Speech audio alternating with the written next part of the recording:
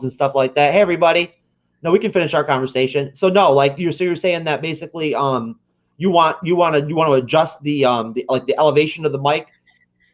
Well, I want to be able to not worry about the side noise because since with my PC, it gets it can be a little loud sometimes, and especially doing the podcast, like there's points that if it peaks at any point, like the computer gets a little loud, the mic will pick it up and you hear it in the background. And stuff like that, like, or you move your chair and it wants to pick it up because it's just loud enough for it to like pick it up. Stuff like that. How are you able to do that though? Are you going to get a bigger mic? Is that what you're going to do? Or like, I mean, no, it's just the type of mic. So it's really technical, but it's just basically picks up. It has a less range that it picks up. So like where I'm at right now is with this mic, it picks up everything, and then if I lean back, it'll pick it up. You don't sound different at all when you lean back. Right. Same as that consistent audio. Right. So that's what's good about like that kind of mic is that it will do exactly that. Like you can move around and it'll pick you up when you move. But I don't do much moving around anyway, so it's kind of I think it'll be better on my end for the podcast because I can I don't have to worry about outside noise, and it'll just be like a crisp, clear, like nothing else in the background and stuff. But so if you were to bring your microphone up to your like actual face now, it would be like how would your audio be? I mean, if I'm talking right here with it. Oh, that's what you have to do. You have to come down like that. It doesn't come up to you. No, I can bring it up here. Oh, okay. I have it on like that arm thing, so it's I can do either one. It doesn't really matter. I like how you do your pop filter, man. That's different than I do mine like a straight shot. You've got yours at an angle. Yeah, so it's basically because I have my mic because the way that if I take this thing off, so this one actually it's dual sided. What kind of mic is that? It was just something I got off of Amazon. It's not a bad mic. I think it might be Audio Technica. It's actually Mayono. I've heard of it. Yeah, it's a cheaper brand. It came in like a kit. Yeah, I think I spent $80 on mine. I think that's what. Yeah. $80. Yeah, and you can get a solid mic for $80 to $100, and it'll work really well for you. Which is like probably exactly what you got. This one I noticed that it's hard to do any audio editing afterwards. It doesn't have a lot of like flexibility with it, and it's kind of just it's a good starter mic, but for sure I'm probably gonna want to upgrade to something that is a little more like a little easier to work with in post. Well, I got an audio interface. I downloaded all the software. I just haven't. The problem is I don't have the cord. I don't have the cord to connect the microphone to the audio interface. Yeah, the XLR cable. Yeah, it's a small one. It only has 2 ports for microphones, so that's all it does. Like it's a little tiny audio interface. It's a PreSonus. Apparently, that's a good brand. Yeah, that's not bad. Yeah, that's pretty popular. It's just a little complicated. You know what I mean? I figured they would send me a cord with it that would work with my microphone, like no matter what, but they didn't. Yeah. So I need I need to get either like a fitting that will go on the cord that I have now, or like honestly, I could use a longer cord to tell you the truth. Like the cord I have right now is probably like a 6-footer. I could use like a 10-footer. Some room, some space. Because I'm all hunched into this one little spot on my desk. Like the desk is right in front of me, and all the wiring go like normally my microphone is back here. That's why I keep it set.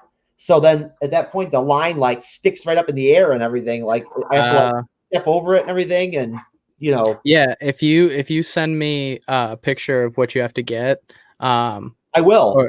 Because I can help you out with that stuff. Because I'll send you a picture of the instructions, because it has all that stuff in the instructions. Yeah, and I can send you exactly what you got to get, because it's probably no different than what I have to do for like when we do like live music and I have to plug into a mixer and all that stuff. It's Yeah. a little bit complicated for me. Like some of the, the female, male, this and that and whatever. You know what I mean? Like, I mean, I know what that stuff means, but it just seems like I don't even know how to pronounce the actual on the front of the interface of the PreSonus. I'm not even sure what those those female receiving outlets are. They're like some, I don't even know what you call it's like one of those totally weird ends that you've got to put in there. Yeah, is it like a 3-prong kind of like that? Yeah, that's for an that's for an XLR cable. That's for like that's exactly what like every musician in the world uses for their like mics and what they plug into because they go into the mixer, then they go out to speakers, and that's the sound cable for sure. I bought a mixer, and it turned out that I figured out that like a mixer is not a good thing to have for podcasts. Really, like you're better off by getting an audio interface. Because it's kind of like a it's whatever you're used to. Like I'll probably get like a 2-channel mixer like your audio interface is. But it depends on your experience working with a mixer. The problem with a mixer is that you have to know how to set it at like a bass level for you to still be able to like edit it in post. And that's where a lot of people run into issues because they'll turn up things like reverb, or they won't know how to work it live to give them the leeway to work it in post. And so that's like a tough thing for a lot of people to immediately understand, and so it does become a little not user friendly. But with the audio interface, a lot of them are just like volume, like a master volume and like a bass, or they might have like a mid. Yeah, very small. Yeah, they keep it very simple, and that's why a lot of people like to use it, because it's simple, and then you can edit it and post and do the things that you want to do. So for the most part, it's all you need. They gave me a very short cord. The cord they gave me to work with, it's extremely short. Like I can I have to I have to put the audio interface like all in my way and everything when I set it down, But and just if you're wondering what I'm doing, I'm shooting a Rizzo video right now while we're live, dude. Why not, right? That's the cool thing about Rizzo, man. You can do this kind of stuff. You know what I mean? Yeah. Man, I'm just waiting to hear for you to like shoot me a text. Making videos on there, man. I know. I'm gonna start. I didn't get a chance to look at the channel, man. You have to. We need we need somebody on there, somebody else who does MCU. We do. Yeah. Like me and that would be a lot of fun. Oh yeah, me and Cyber were talking about this last night, man, on the phone. Cyber's a night owl, dude. So like, if you want to talk to him on the phone, you got to call him at like 1 o'clock in the morning. But yeah, man, we were talking about the fact that like there's nobody else on there that does MCU really. There's people who will talk about it here and there, but there's nobody else who has a channel. And even Cyber doesn't have an MCU channel. He's going to make one now. He's going to do like a comic book type deal, like something having to do with the actual comic books. We come up with him and I are going to team up on Tuesday next week before we do our review, and we're going to bang out like a show where we're going to do basically like a take, or like a synopsis like on each of the Disney Plus series that are coming out, in the next 5 cycles or whatever, so Falcon and the Winter Soldier, so I can get him in on this, you know what I mean, and get his feelings. And at the same time, we'll go ahead and jump into Loki, and then What If, and then Hawkeye, and then Miss Marvel, and I'm thinking it'll probably take, I don't know, it might be like an hour and a half to 2 hours, I think, probably, to do all that. That's gonna be cool. I'll have to check it out. Yeah, definitely. Yeah. I mean, I just wanted to get Cyber in the game. You know what I'm saying? Like, that's his days off are Tuesday and Wednesday. So I figured why not just, let him, see what's up. And I've got my friend Wilfredo. I can't remember the name of his podcast at the top of my head. He's doing pretty good. He's up to like episode 84, I think, or 92 right now at this point. And I've done MCU content with him before in the past. He's a pretty knowledgeable like MCU guy. He knows a lot about Moon Knight, actually. I think he must have read the Moon Knight comics. He knows more about Moon Knight than I do. which is cool. And I want to get him in the mix with us at some point. But the only thing is, he wants to record at 7 p.m. sharp. So like if we're going to work with him one night, we got to shoot for a 7 p.m. start time if possible. Okay. You know what I mean? But we can work with him basically any day of the week. Like it doesn't matter, the weekends, the weekdays, it doesn't make any difference. Yeah. But anyway, so hey everybody, like let me actually like start the show and just say that sorry about that little side conversation, but me and Perry had some personal, chat that we wanted to finish up from like, when we were just in the studio waiting to do the live stream, and nobody's here anyways yet, which is fine. I'll tell you, Perry, I got to do some research, but you tell me, like what else can you really do to promote like these live streams other than what I'm already doing with like pushing the stuff in the Facebook groups and dumping it onto Twitter and dumping it onto Instagram and like all the social media stuff? What else can you do? Should I engage more with like the fans in the groups, you think? Yeah, I think any engagement that you do is going to be like positive.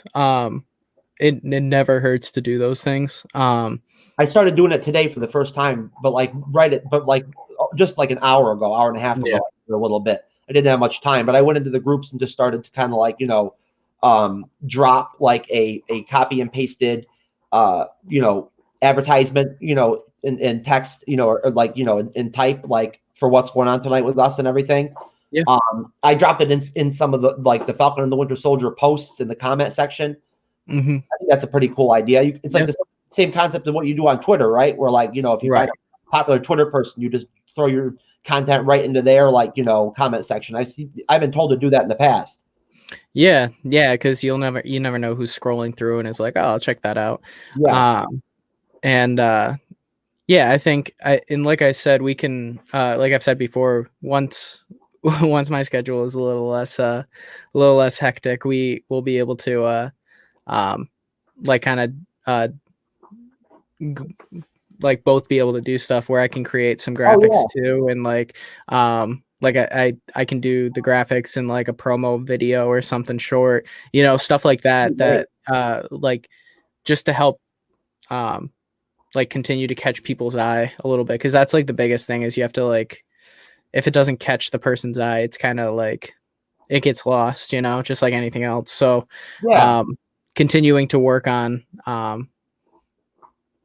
like how we present it is it's kind of development, because you have to find like our niche and how we want to present it and how we want to be keyword, like showcasing it standpoint and everything and whatnot. In terms of how we describe what we do, what's different about like our MCU content, you know what I mean? Right. I haven't really thought much about that, but that's something I do need to start thinking about, like is how to kind of like explain what exactly it is that we do that makes us worth watching and listening to. Right.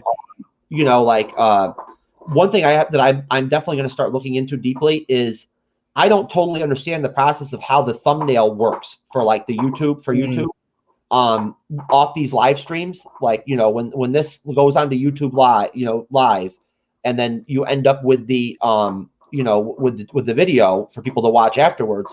I think the thumbnail is basically just the initial shot of us live. You know what I'm saying? Right. Like, all it is. So at that point, if we could swap that thumbnail out, you know what I mean? And even for right now, just throw in like what I'm doing now, posters and logos and stuff like that. That would definitely look better. And dude, if you come up with something, I was thinking about going on Fiverr and paying for this.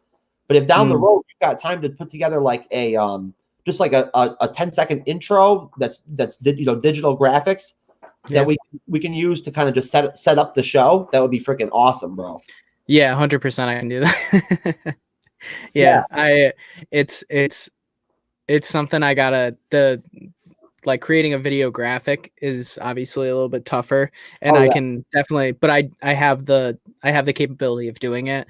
So it would just be, or do you have to, or is that all custom? There's it's kind of both. You can get a template and like just change like the colors and stuff and be able to adjust it. But it comes down to a few things, like whether or not somebody, like, you have to pay for it or whatever. So like with Adobe Spark, they just started doing some video graphic stuff, and they have templates that you can use. I know Canva has templates that you can use and stuff. So, and you can change how long it goes and stuff. I used a template for Canva for one of my me and my friend were doing gaming videos, and I was messing around with those. So I could definitely do that. It wouldn't probably take me more than an hour to like get that set up and whatnot. And we could also create a definitive like logo for the MCU Bleeding Edge. And that way you can kind of throw, like, you basically make the graphic, you set it as like a PNG, and which makes it like just the graphic. It makes it everything in the background is like translucent or transparent, I guess I should say. And you can throw it on anything. You can throw it on any graphic. You can throw it on a T-shirt. You can throw it on something like that I could just like save and just use routinely. That would be freaking great. Yeah. So I can always work on that too. I could probably work on that. Coming up with some ideas for you. Can you see logo? Can you see the logo? Yeah. Yeah. There you go. Can you actually see it? Yeah. Yeah. It's right in the corner. I'm trying to learn how to use Canva, man. But this is making you have to use Canva more. Like I started uploading images onto it for the first time today. Mm-hmm. Just to try to like bang out, like that's how I came up with like that. You know what I mean? And this, and and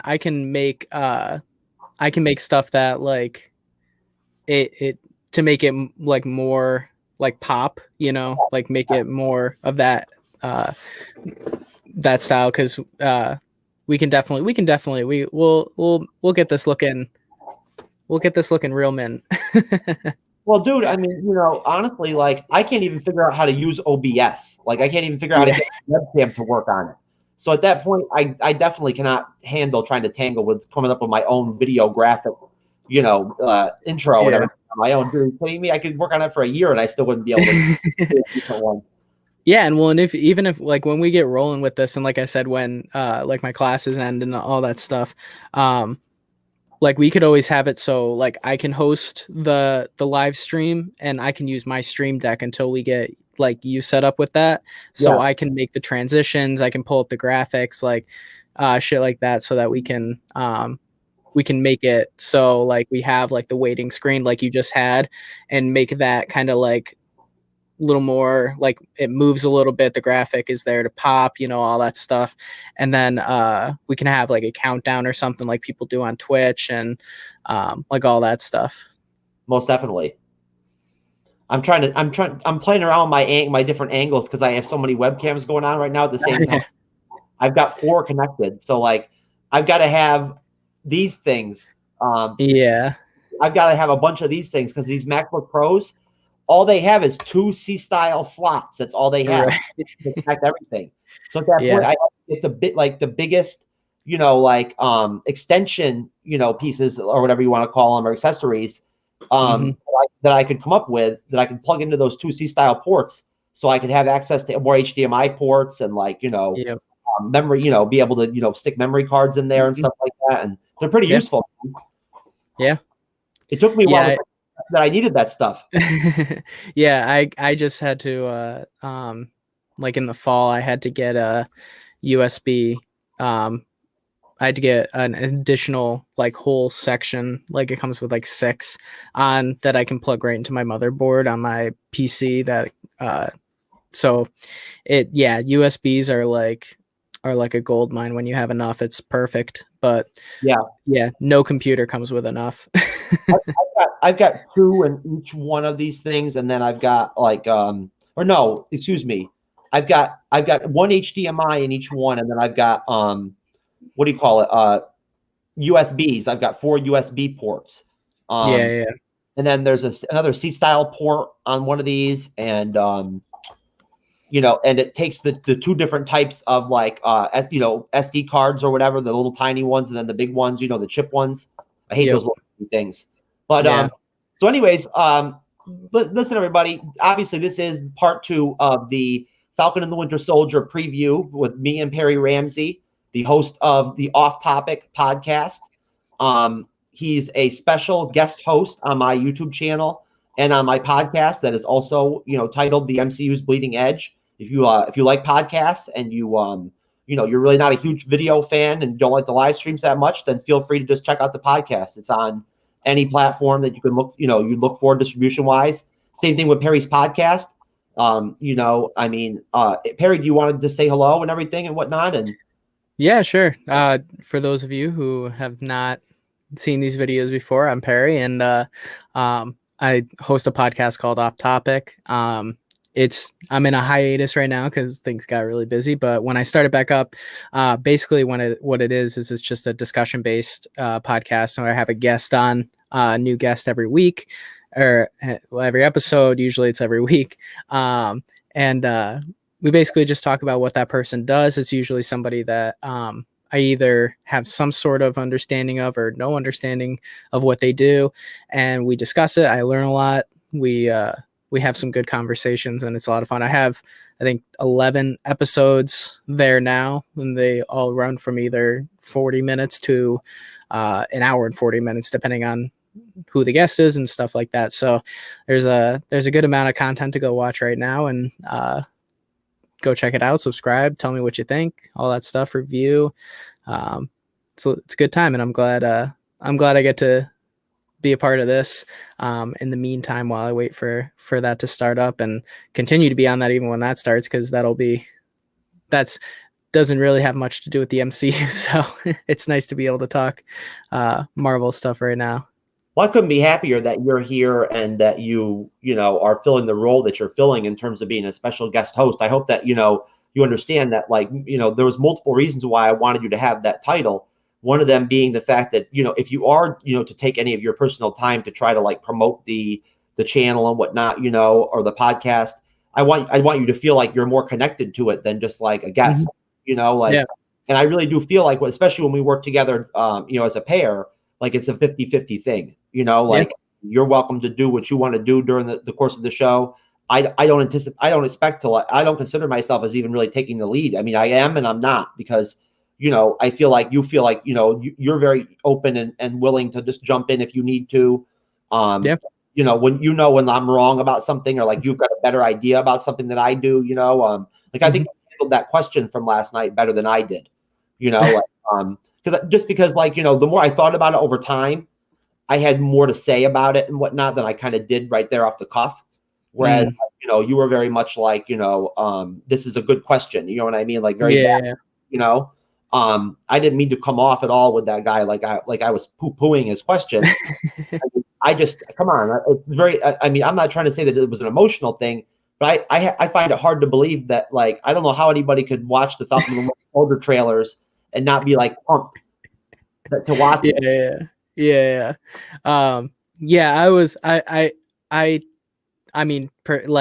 I don't understand either, because obviously we're here talking about it, and I can't wait to watch it tomorrow.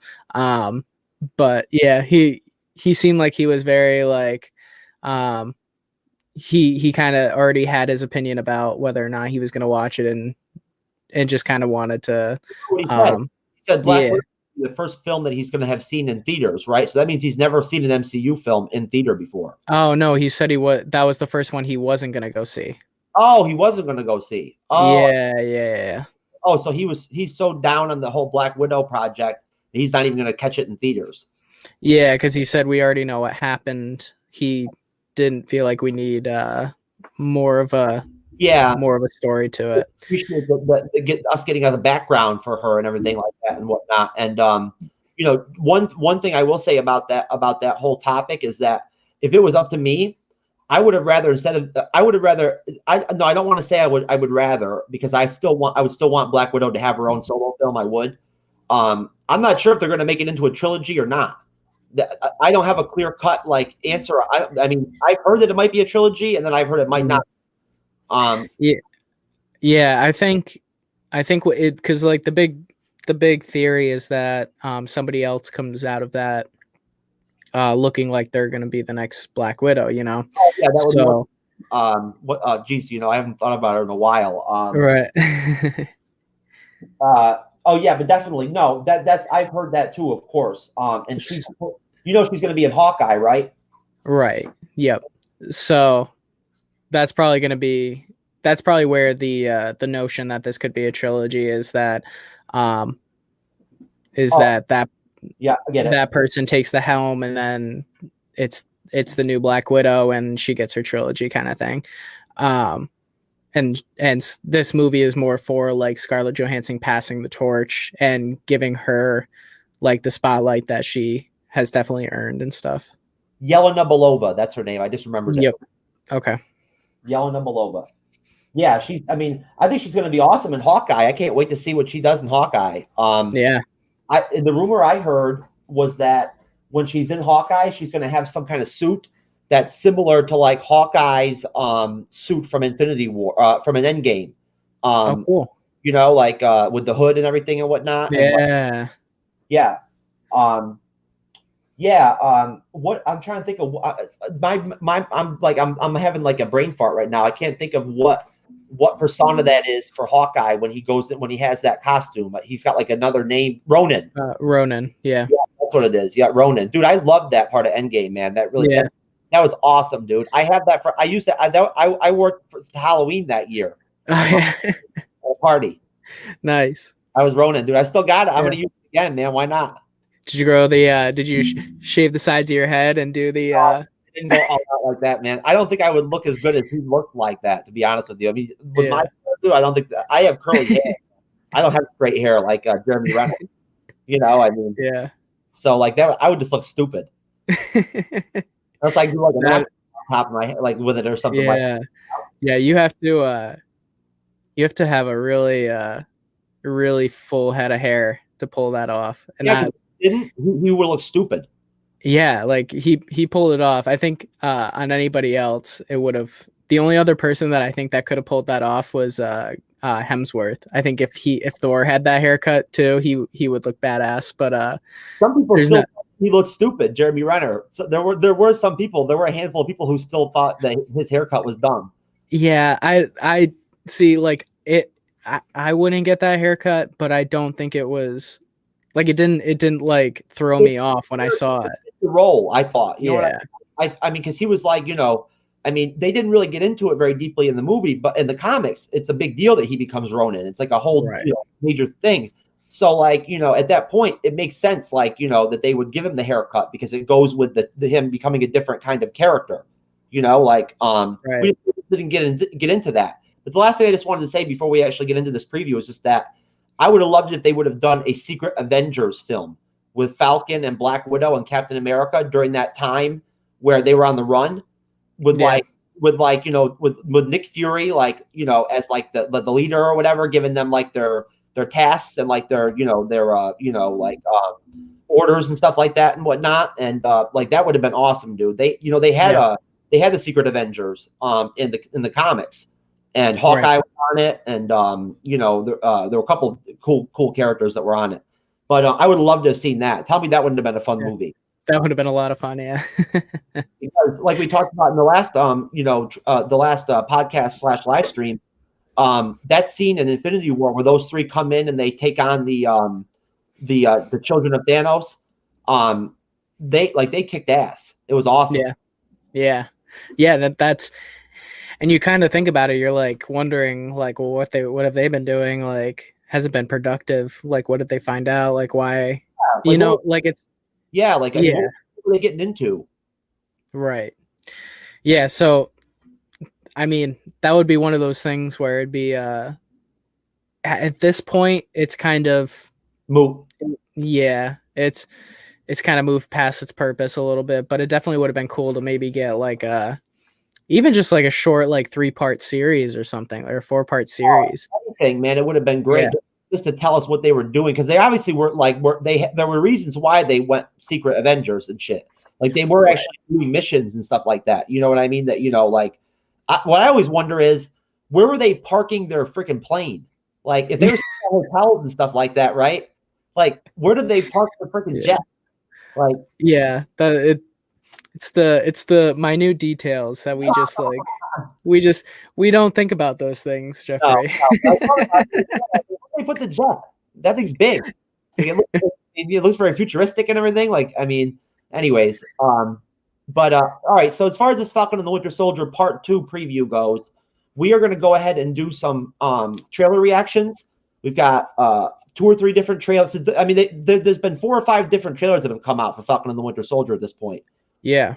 You know, we're going to watch, I guess, either 3 or 4 of them and just do our reactions and our reviews of the trailers. And then after that, anybody who decides that they watch this video and you want to bail out potentially maybe for the second half of this, we're going to be doing spoilers. We're going to be doing a synopsis for several of the episodes during the series. And we're going to be doing a full-blown, you know, full leaks, full spoilers. So like at that point, if you really don't want to know what happens in episode 3 or episode 5 or whatever, you know, and you don't want to hear that stuff, then you should probably take off after we do the trailer reactions. You know what I mean? And yep. And then come back after the series is over and tell us whether we were right or wrong. You know what? And definitely take into consideration too that on next Wednesday, I don't know what date that is, but next Wednesday at I'm guessing probably 9 p.m. Perry, myself, and Cybernetic Shark, one of our other special guest hosts, who is a fellow Rizzler of mine and a YouTuber, we're going to be doing our Falcon and the Winter Soldier episode 1 review. So that will be definitely happening next Wednesday. And I, you know, Perry, I don't know if I asked you or not. Me and Cyber figured out that we'd go off at 9. Are you cool with going off at 9 on that? Yeah. Yeah. Yeah, that works for me. Yeah. You think it makes sense to like try to, you know, make it to where people in the Pacific time zone can still be kind of like a part of things, you know? Yeah, it's a good middle ground because it's not too late on the Eastern side, and it's also like just the start of people like getting home and looking for some entertainment. It's a good time because it's right and it tries to meet both. Yeah, and isn't that a time, isn't it, to make content? I think live, like I mean, for these coast, that's right. You should be tuning in. Yeah, because people are either like just hanging out in their house or, you know, or getting home and they're looking for something to watch while they or listen to while they're cooking dinner or eating dinner or whatever. So it's a good middle ground, and then anybody who doesn't watch it live can still watch it on YouTube, which is cool. Yes, and that's where we get the majority of our views, obviously. And you know, and to tell you the truth, I've gotten a ton of Facebook likes and hearts and, you know, like smiley emojis and stuff like that from all of these like posters I've been throwing up and whatnot on Facebook. And the only thing about it is I want to see it translate into like more activity, you know, in terms of people coming into the comment section and stuff.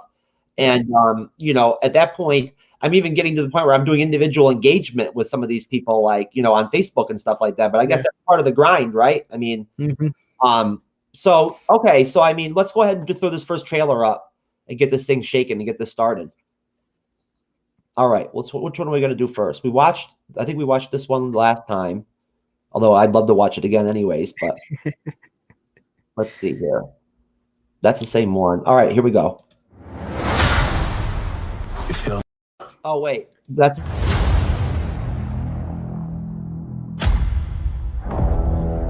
The legacy of that shield is complicated.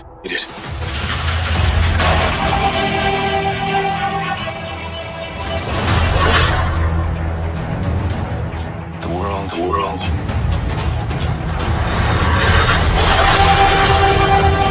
Upside down.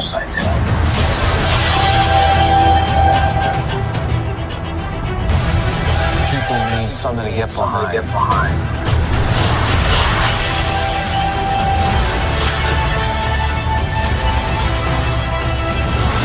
They need a symbol.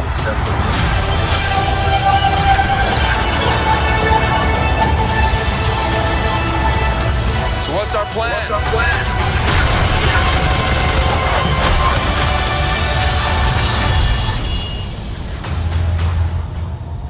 So no plan. Great.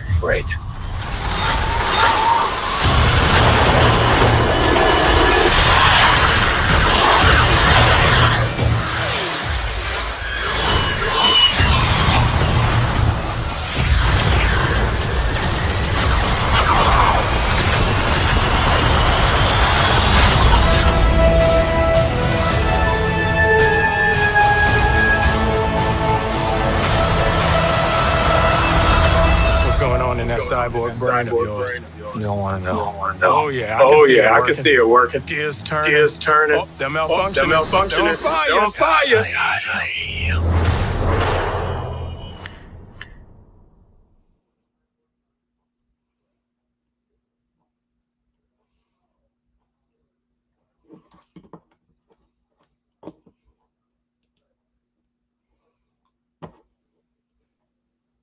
There we go. All right, only on Disney Plus, and if you use too much of it, of the episode or whatever during your live stream, you're going to get it taken down.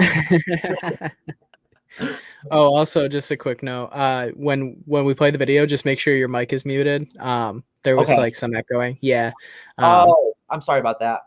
Oh, sorry. I did that on purpose. I thought I didn't. I saw it unmuted, and I turned it back on just in case I wanted to say something during the trailer. But I'll keep it muted for next time. I don't want to have the echo. But I'll tell you what. Now, the first thing I want to ask you right off the bat, Perry, based off that trailer, is this. I don't know about you, but I'm really jacked and like excited and pumped that we're going to have Falcon as Falcon again in this series. Like, if he would have been Captain America, I think I would have been kind of let down a little bit, just because like I love him as Falcon, you know. And I mean that's it. That's why I wanted to basically ask you about was how do you feel about that? Yeah, I think I think it was a great choice by them because story wise, when you're talking about trying to build like a character that he's gotten like his attention in the movies, but obviously hasn't been the focus. So when you're talking about building a story around like these two characters, his is interesting because he was given the shield but didn't necessarily get the title, you know, like he was given the sword but he's not king, you know. So it's going to be a really cool thing, and I think we talked about this a little bit on the last video, that you can see the dynamic between Sam and Bucky becoming more like Bucky wants to make sure that he is worthy of the shield. You know, he wants to make sure that Sam knows the weight of what that shield means and all that. So I think it's a really good story that's going to be told for the Falcon to develop into somebody who like himself, he feels like he's worthy of the shield, you know, because it's not whether or not he's worthy of it, you know, in a general sense, because he's a hero and he understands maybe himself, he understands to a certain degree, but for him himself to say, I am worthy of the shield, I can carry this weight, you know, that's where it becomes a really interesting story. And I think that, like you said, for him to be the Falcon and develop into Captain America, like the next Captain America, is going to be a really, really cool, like underlying story point for the series. Yeah, I think they made a good move too. I think doing it the way they're doing it, having him earn being Captain America, you know, or go through trials to get that point and like be defeated at first. It's a good story. What I think about that whole situation is just that with Bucky, it's almost like what right does he even have to like really like, you know, like, I mean, to some extent in a way, like, you know, I can see how some fans might be like, what right does Bucky have to say anything to Sam about, you know, what it's like about, you know, what it's about carrying the shield and whatnot. Like, but at the same time, with Bucky and Steve's connection and everything and whatnot, I guess it does make sense that from that standpoint, he would have the, you know, the place in the situation to be the one, you know, since, you know, Steve's not really a part of the picture anymore, to make sure that maintain that like the Captain America image and everything and whatnot, you know, is handled the proper way. And what I think about it is just that I think that probably for me, I think that Sam Wilson, Anthony Mackie's Falcon was kind of underrated in Captain America, the Winter Soldier, and, you know, Civil War and everything and whatnot. I really thought that he was a great secondary character. Yeah.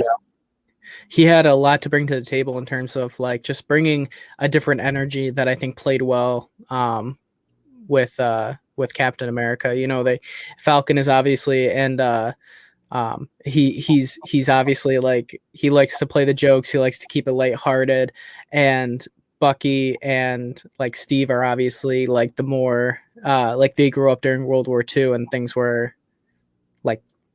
serious, you know, things were really like cut and dry, like black and white, bad versus good, you know, like they grew up in that like kind of intense situation, and then fought in the war, and Bucky obviously died, and obviously a lot of weight. Well, I mean, you know what I mean? Like, yeah, he's got a lot of baggage to carry, you know, and obviously everything he did as the Winter Soldier when he was brainwashed and all that stuff. So and I think like Bucky is obviously a little more serious than Steve was in that sense, where Steve still had the ability to like lighten up and have fun and stuff, but Bucky doesn't seem to really like have that as much. And then after kind of not necessarily like losing Steve, but like essentially like not being able to, we don't know.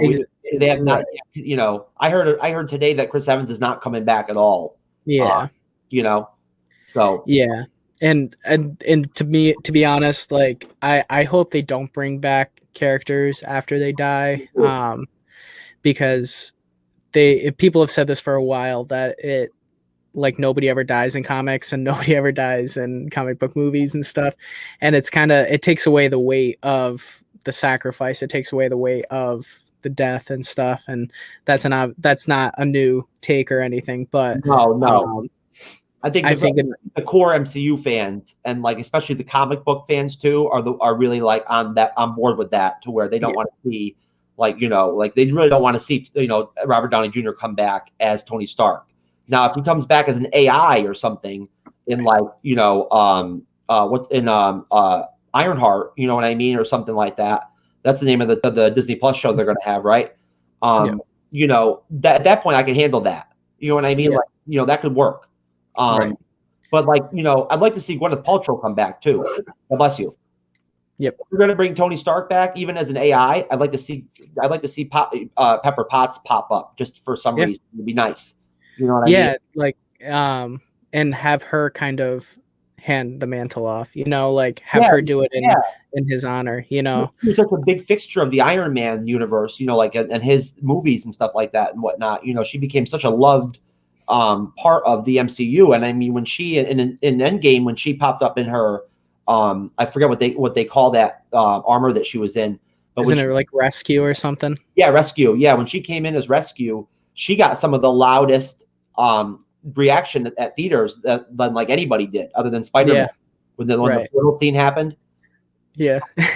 You know? Yeah, I think I agree with you, and I think that would be really cool for her to come back and kind of she could play like a mentor kind of thing to I forget the character's name who is Ironheart, but I can't remember her name either. But she can play like a sort of quasi mentor to this character, and she's the closest person to Tony other than Rhodey, who I think is also going to show up in that show too. Definitely. Yeah, and I think that part will tie into Armor Wars too. Yes. So yeah, I think that would be really cool thing. But where did we start on this diversion? Okay, so as far as just really quick, just to lay this out before we go ahead and react to that trailer. So I think everybody knows already, Anthony Mackie is playing Sam Wilson, the Falcon. And I was going to say to you, Perry, I think that some of that chemistry that we saw with him and Captain America is just because of Anthony Mackie's acting. He's great. Yeah. Sebastian Stan is the Winter Soldier. And then we've got Daniel Bruhl plays Baron Zemo. He's actually a really good actor. I've seen him in several things. He's on that TNT show that I can't remember what it's called. But Emily Van Camp plays Sharon Carter, Agent 13, who I'm really looking forward to, and we're going to talk about later specifically. Wyatt Russell plays John Walker, U.S. agent. George St. Pierre plays Batroc the Leaper.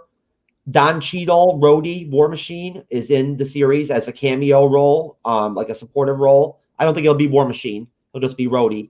Aaron Kellyman is playing Carly Morgenthau, the female with the dark brown hair or whatever that is the leader of the Flag Smashers. Yeah. Don't know much about her character yet. Adepero Odwai is Sarah Wilson, that's Sam's sister. I butchered that name, and then Elijah Richardson is playing Patriot. who's going to be the sidekick to U.S. Agent, the new Captain America. Yeah. You know, I thought it was going to be Battlestar, who's another like Captain America ally during the comics that also used a shield and stuff like that. But instead, it's actually Patriot. And you know, so basically, that's just to give an idea, you know, of who the cast is. And I think everybody kind of grasps the concept of this show. It's like a buddy show between like Sam and Bucky. You know what I mean? Like, you know, that's how they're advertising it, right? Right. Yeah, and I think that when they first started doing the trailers and like the teaser trailer, it really did seem more like the buddy cop movie, you know. But you can definitely see with the newer trailers that they're showing that there's more depth to it, and it's not just like nudge nudge wink wink, like you have your style and I have my style, bud, you know. It's going to be a little deeper than that, where they're going to learn to work together and become like partners kind of thing, just like the buddy cop movie. But at the same time, they're going to be like we just talked about, digging more into the weight of what the role of Captain America means, and that I'm really excited with that aspect of like the new Captain America, or what's his name? U.S. soldier. What's his name? Oh, John Walker. Yep, John Walker. Brain fart.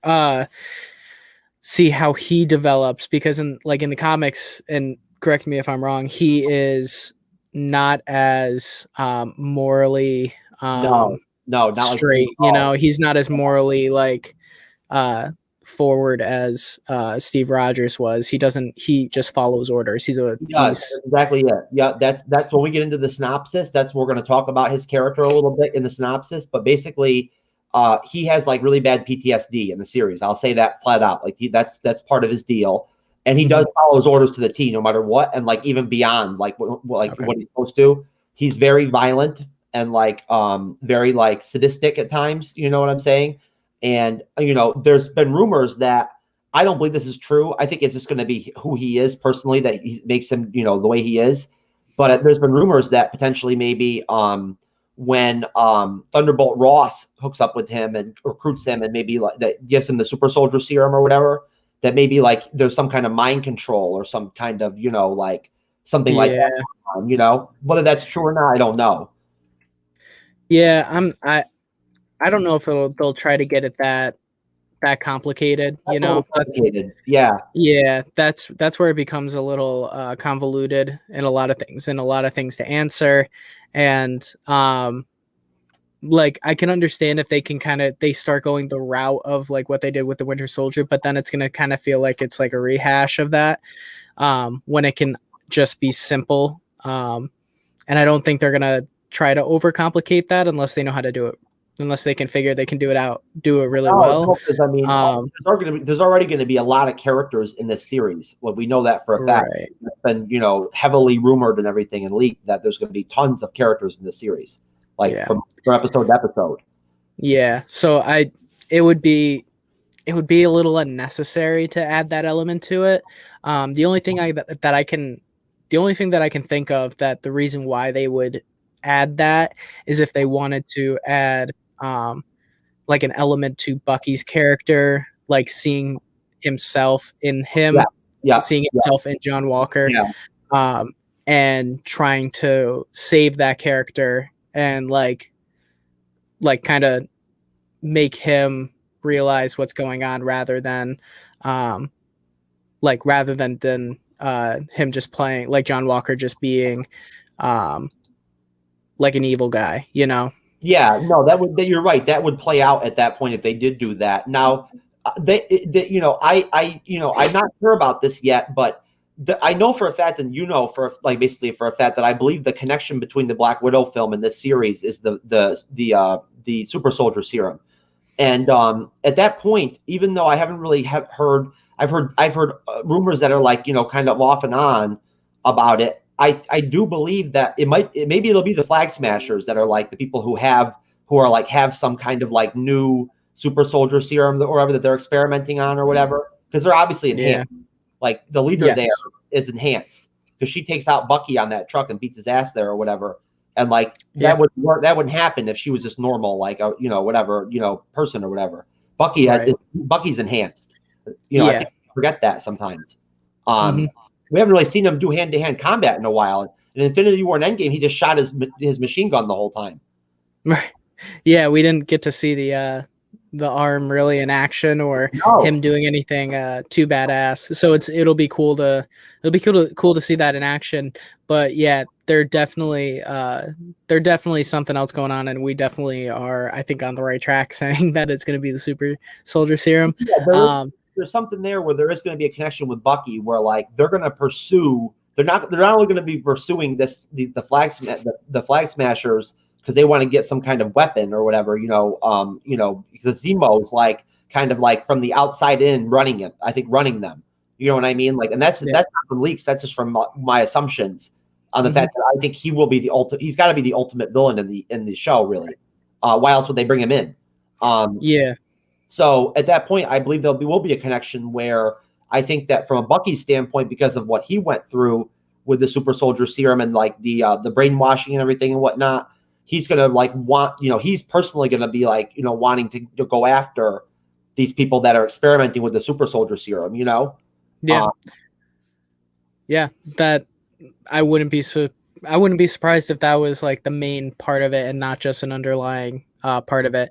And with Zemo, I think like you were saying, I don't know if he is controlling them directly, the Flag Smashers, but I think they're going to showcase his like intelligence a little bit more in this series, because a lot of people kind of bash after retroactively, not bashing, but like breaking down Civil War and saying there's a lot of things that kind of play out and you're like, oh, well, that's just a little too convenient that all happened for him right there and then, remember, this as a character from the comics, I'm not going to say I know that much about him, but I know enough to know that really they haven't made him as big as he was in the comics yet on screen. You know what I mean? Like in terms of like what he can do, because he can fight and everything, like when he wants to. You know what I'm saying? Like he can throw down. He knows how to use weapons and everything and whatnot. He's very well trained, like to be a villain. He's not just a guy who just like talks or whatever. Right. You have to remember too, like he found all those Hydra secrets and everything. Like he found those books and those notebooks and everything and whatnot. Like I think he probably knows a lot more about Hydra and like and Shield and like like because Shield and Hydra were intertwined. I think he probably knows more than people realize. And like who knows like what groups he's a part of or what he might be leading or not leading we don't know his background that much. Right. Like we only got bits and pieces of it during Civil War. So it'll be interesting to see him more fleshed out and developed as a character that is taking kind of like a main road as a villain. And I think they're going to show, like I was saying, they're going to showcase his intelligence a little bit more and kind of he's definitely going to be manipulating everybody.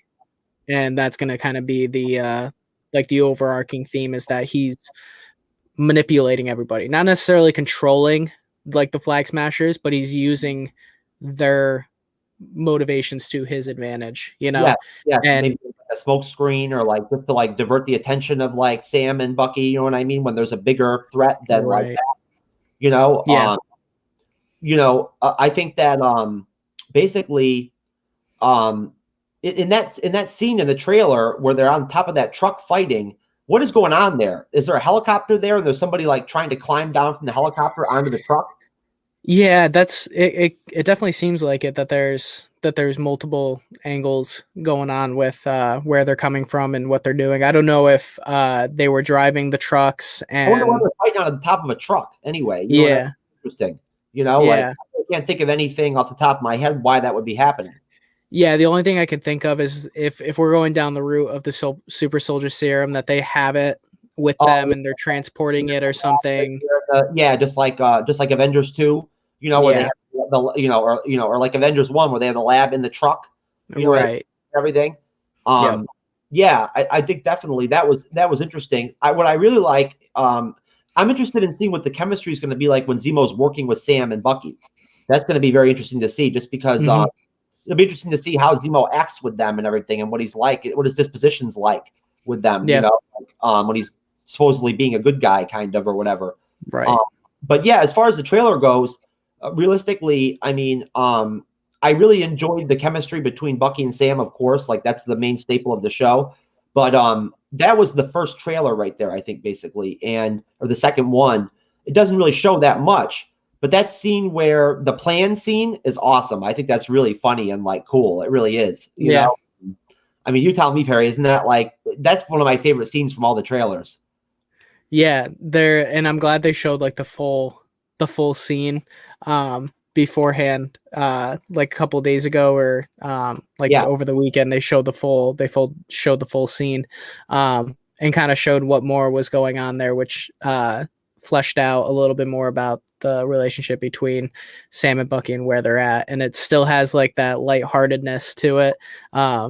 So I'm excited to see how that all plays out, you know.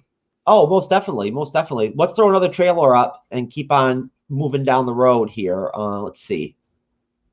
Where am I? Okay, here we go.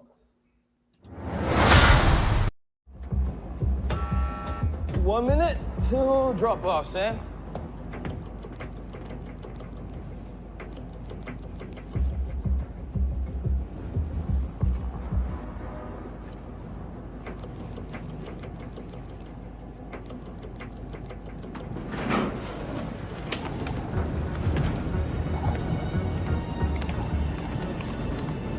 What's our plan? Great. So no plan. 30 seconds! Enjoy your ride, Buck. No, you can't call me that. Why not? That's what Steve called you. Steve knew me longer, and Steve had a plan. 15 seconds to drop! I have a plan. Really? What is it?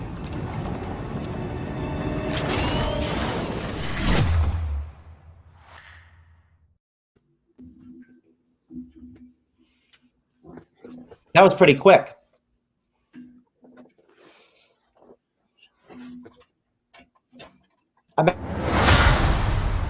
It feels like it belongs to someone else.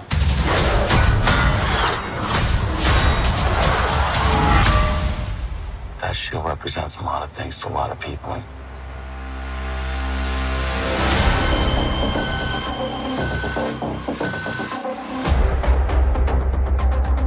Symbols are nothing without the women and men that give them meaning. We need someone to inspire us again.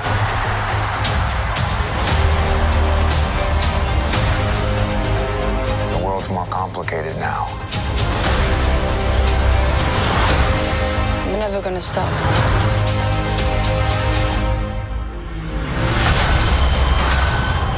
This world is ours.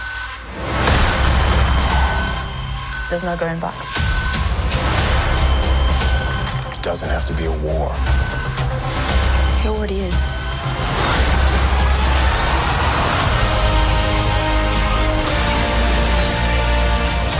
We can't lose this fight. If we do this, we're gonna do it our own way.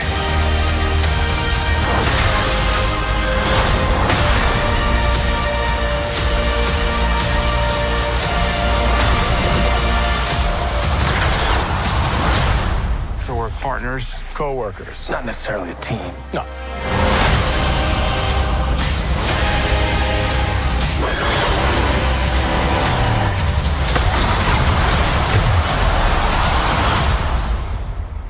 We look damn good, though.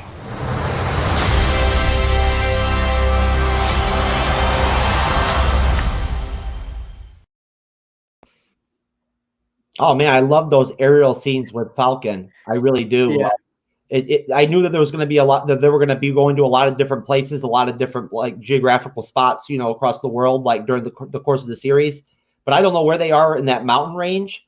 But like that just shows you another spot that they're going to be in. Like, I mean, they're going to be everywhere, you know, like Madripoor, Germany, New York, you know, And of course, they're going to be in Sokovia at some point too, for some reason. I don't know why. But like, you know, for some reason, you know, is Zemo from Sokovia? He is, isn't he? Yes. Oh, yep, because that makes sense. Yep, because his whole motivation was after Ultron. He started hating the superheroes because he felt that they did cause it. So, that's why he hates them so much. What? Didn't his family get killed or his wife get killed or something like that? Yeah, he was outside the city doing something, and then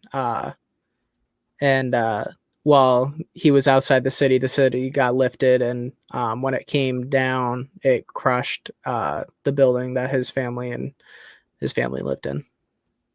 Yes. And you've seen the trailer, right, where he actually says no more superheroes again. Like, I love that, man. I love him, the way he sounds doing that. Yeah, he's gonna be. I really hope that he gets his time to shine, because he, like we mentioned earlier, he's a really good actor, and he didn't get as much of the. He got his scenes in Civil War, but he didn't necessarily get the time to shine as the villain that Zemo is. You know. Yes, I agree with you, most definitely. There's just something about the way his voice is, like as Zemo. It's menacing and very unique. Yeah. You know, which is cool. What's cool about Daniel Bruhl as an actor. He can do a lot of different like voices and accents and stuff like that, I've noticed. Yeah. He seems like he seems like he has a lot of range in what he can do. So it'll be cool to finally let them give him the reins a little bit and let him explore this character. I wish I could remember the name of the show he's on TNT. But I can't remember the name. I think that I think Elle Fanning is in it, or Dakota Fanning is in it. But I can't remember. Yeah, I know what you're talking about. Yeah, you know what I'm talking about. It's like a crime, thriller, mystery, you know, like detective kind of thing or whatever, set like back in the day. Yeah. Is it The Alienist? Yes, The Alienist. Yep. It's still going, I think. Yeah. I think so too. I don't think it ended. Let me see.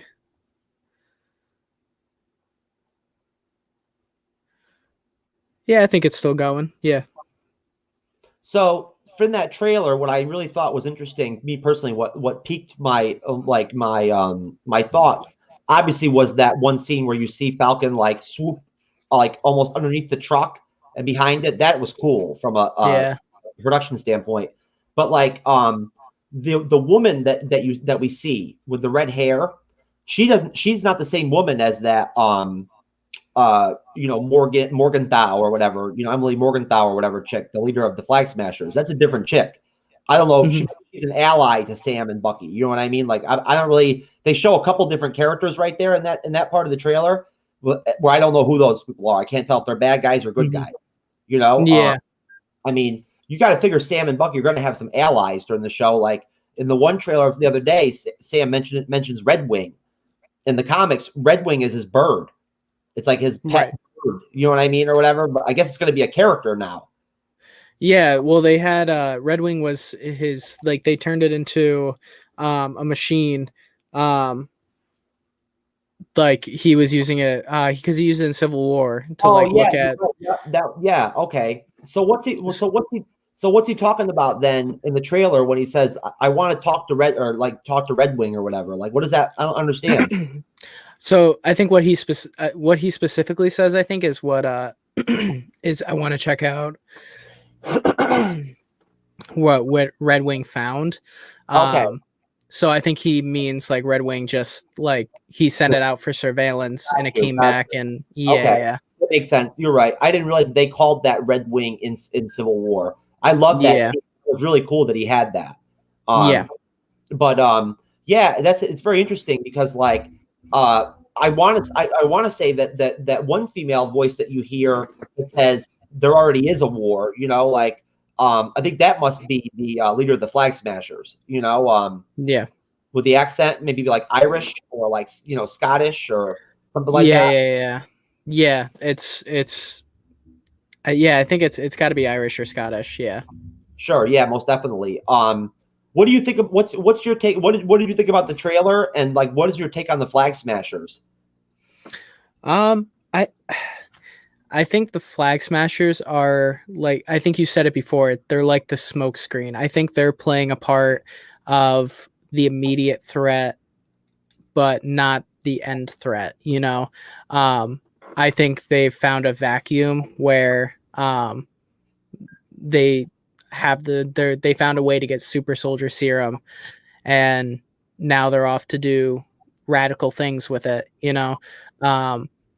but I don't think that they'll play a long-term role in the MCU. I think right now they're going to be the initial threat, and then obviously we're going to have Zemo be like the end threat. But I haven't really been convinced that they're going to be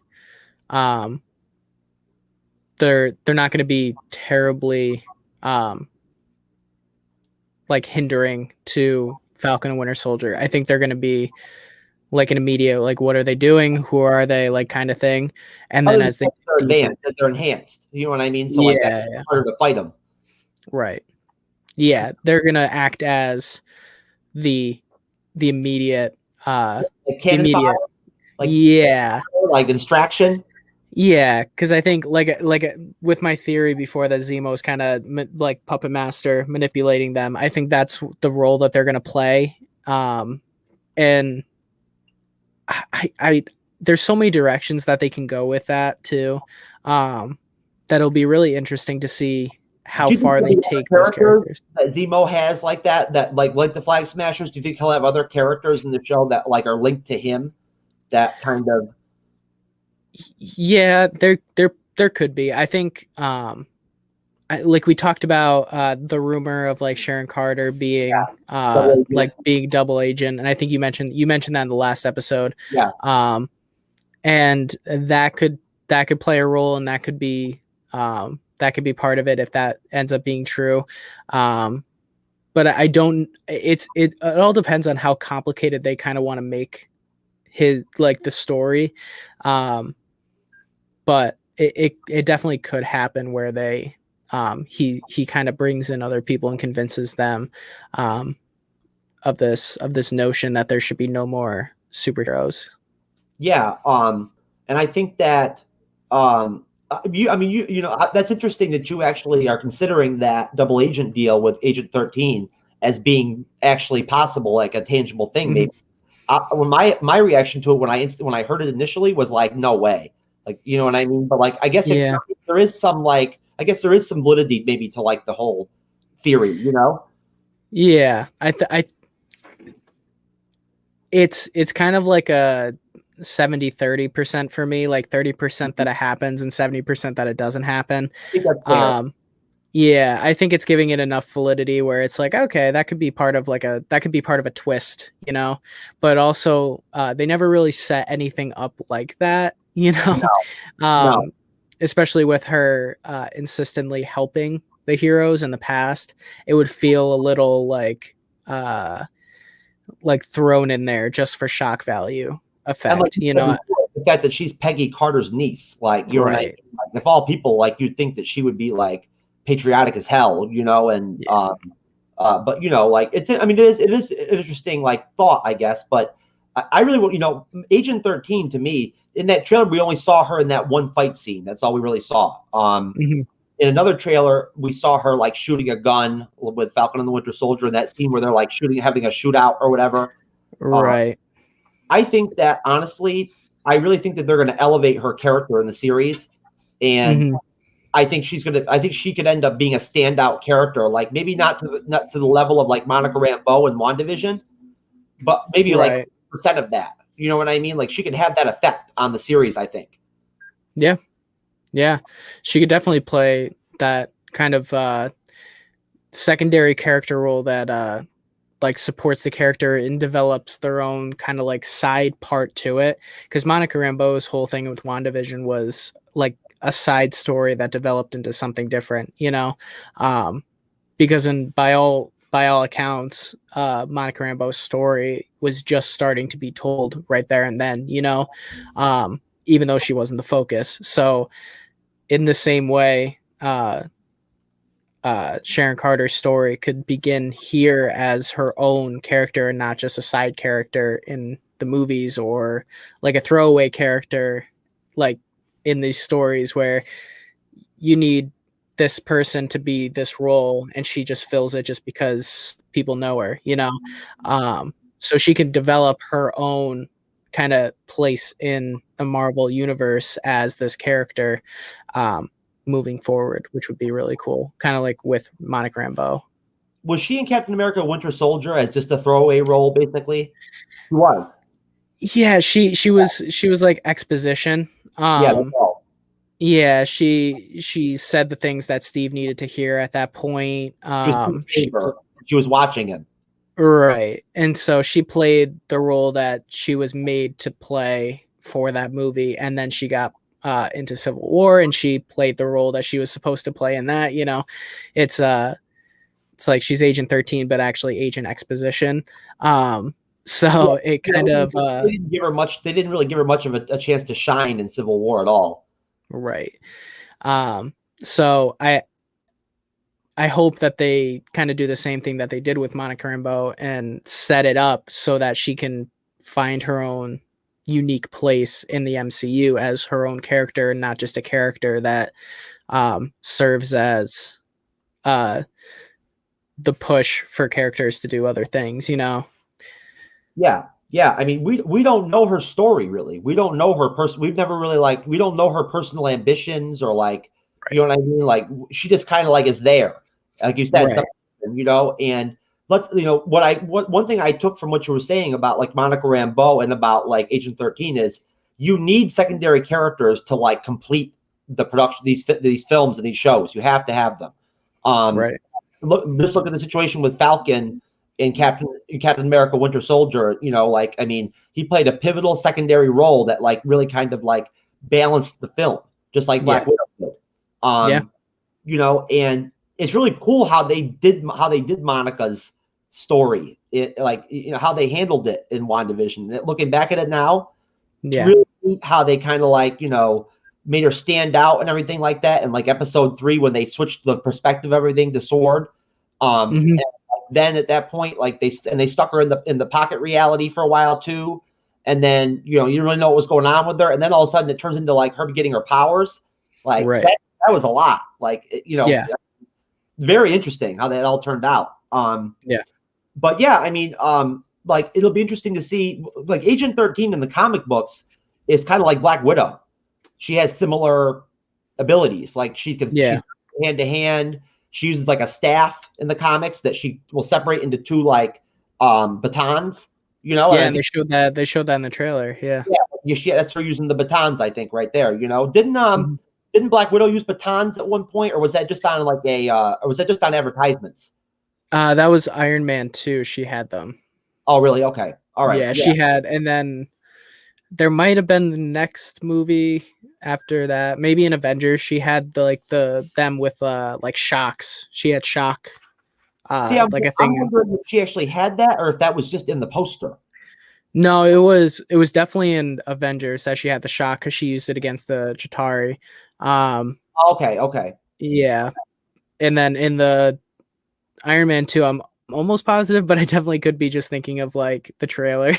You think they did that with her towards the end of the Avengers stuff with her because they wanted to get away from her using guns, literally just because of Disney and the whole film industry in general not liking using guns anymore, My headset just died. Give me 1 second. Okay.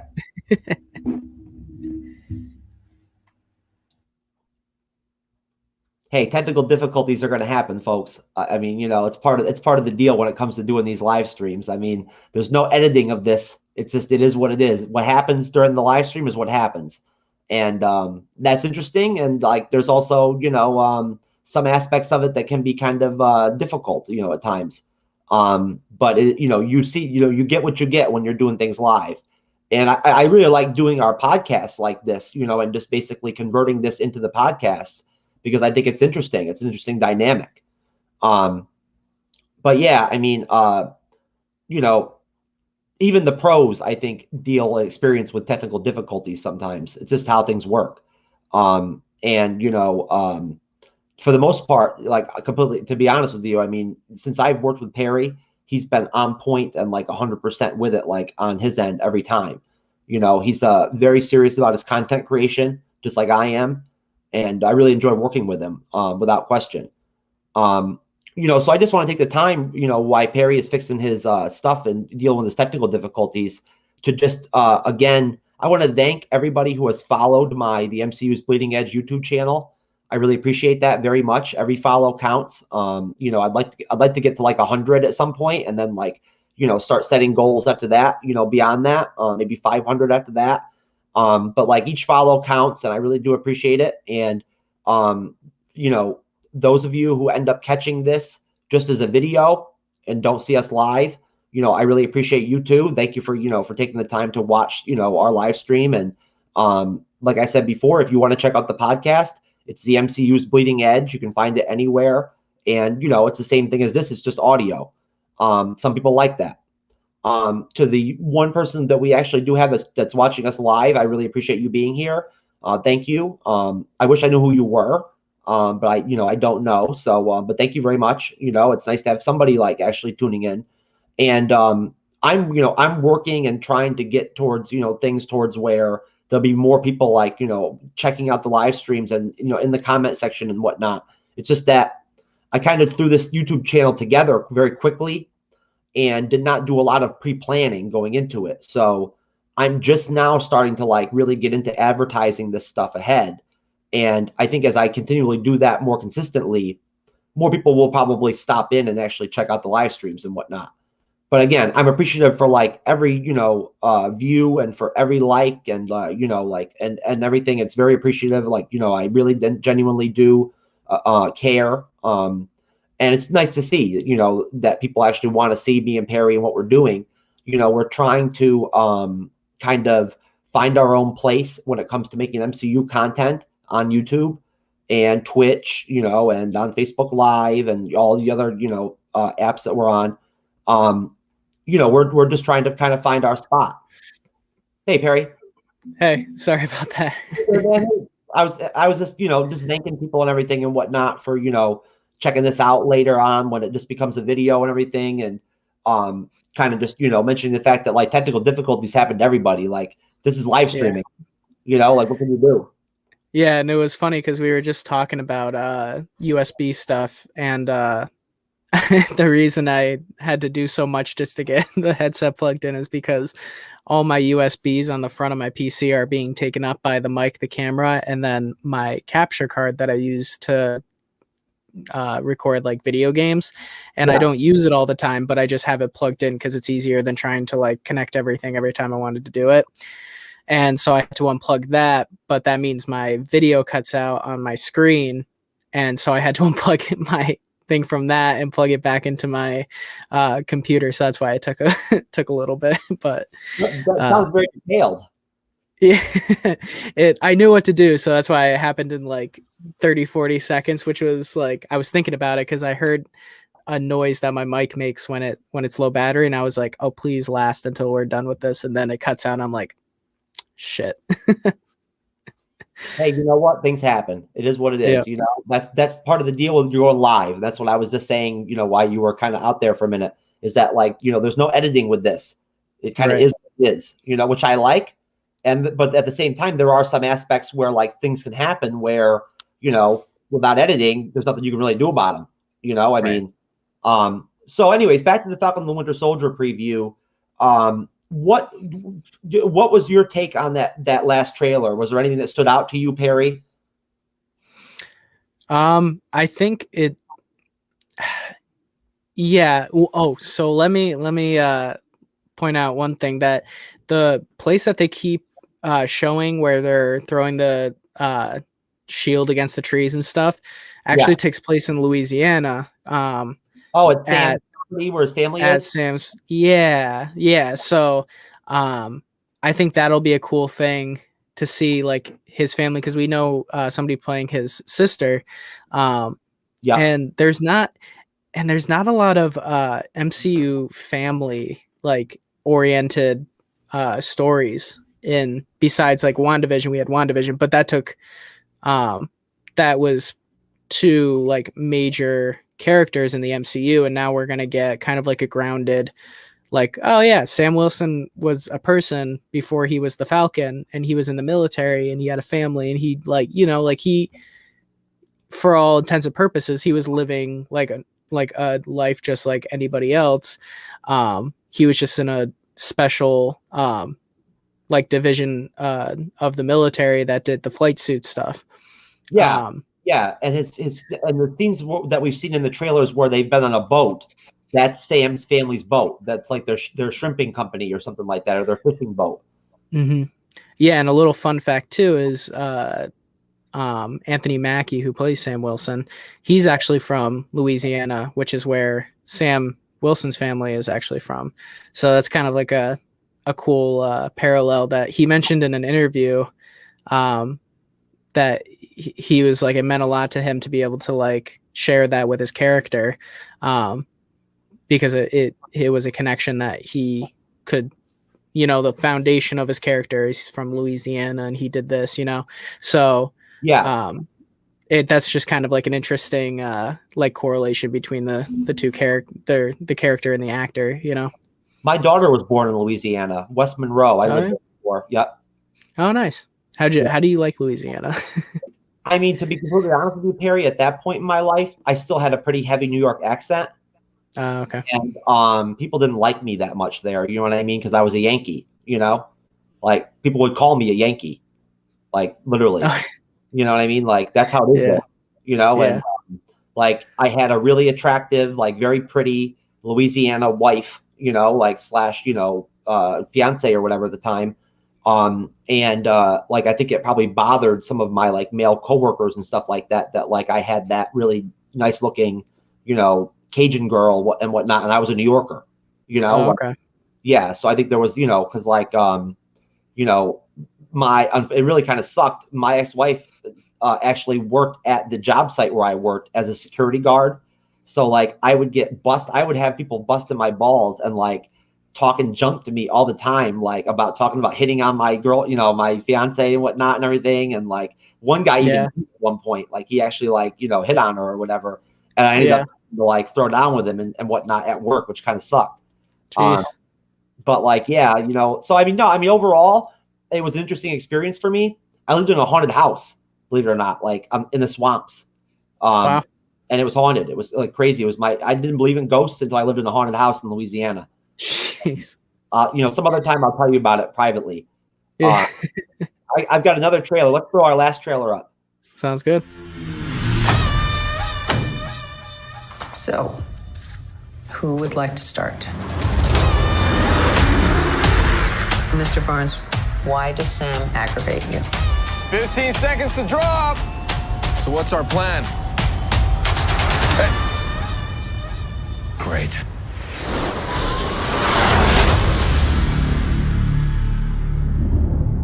Superheroes cannot be allowed to exist. I have no intention to leave my work unfinished.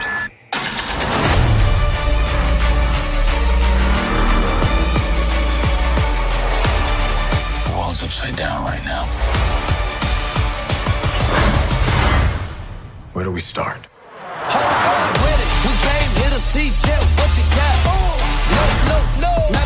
Buck, I have a plan. Oh, yeah? What is it? Is you ready? Here we go again, huh? We've been grinding hard on the job. Can't take that from us. Are you ready? Is you ready? You said you ready. Ready? Is you ready? Are you ready? Is you ready?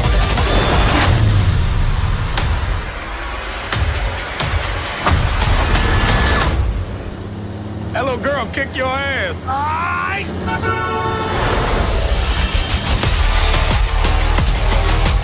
Gotta get that first shot up before that bullet hit me.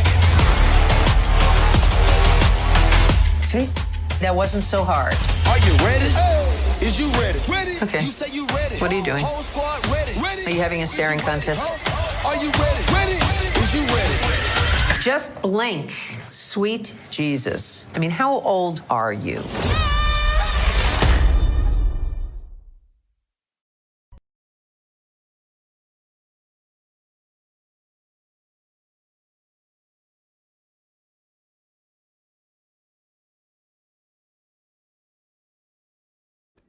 All right, cool. All right, that's the last one. So, I mean, I think maybe there was one or two that I didn't actually get because there were a lot of them. There were. Yeah. I mean, I even saw all of them. I mean, but I think maybe there's one that I missed out on because each one had a couple different scenes in it. You know. Yeah.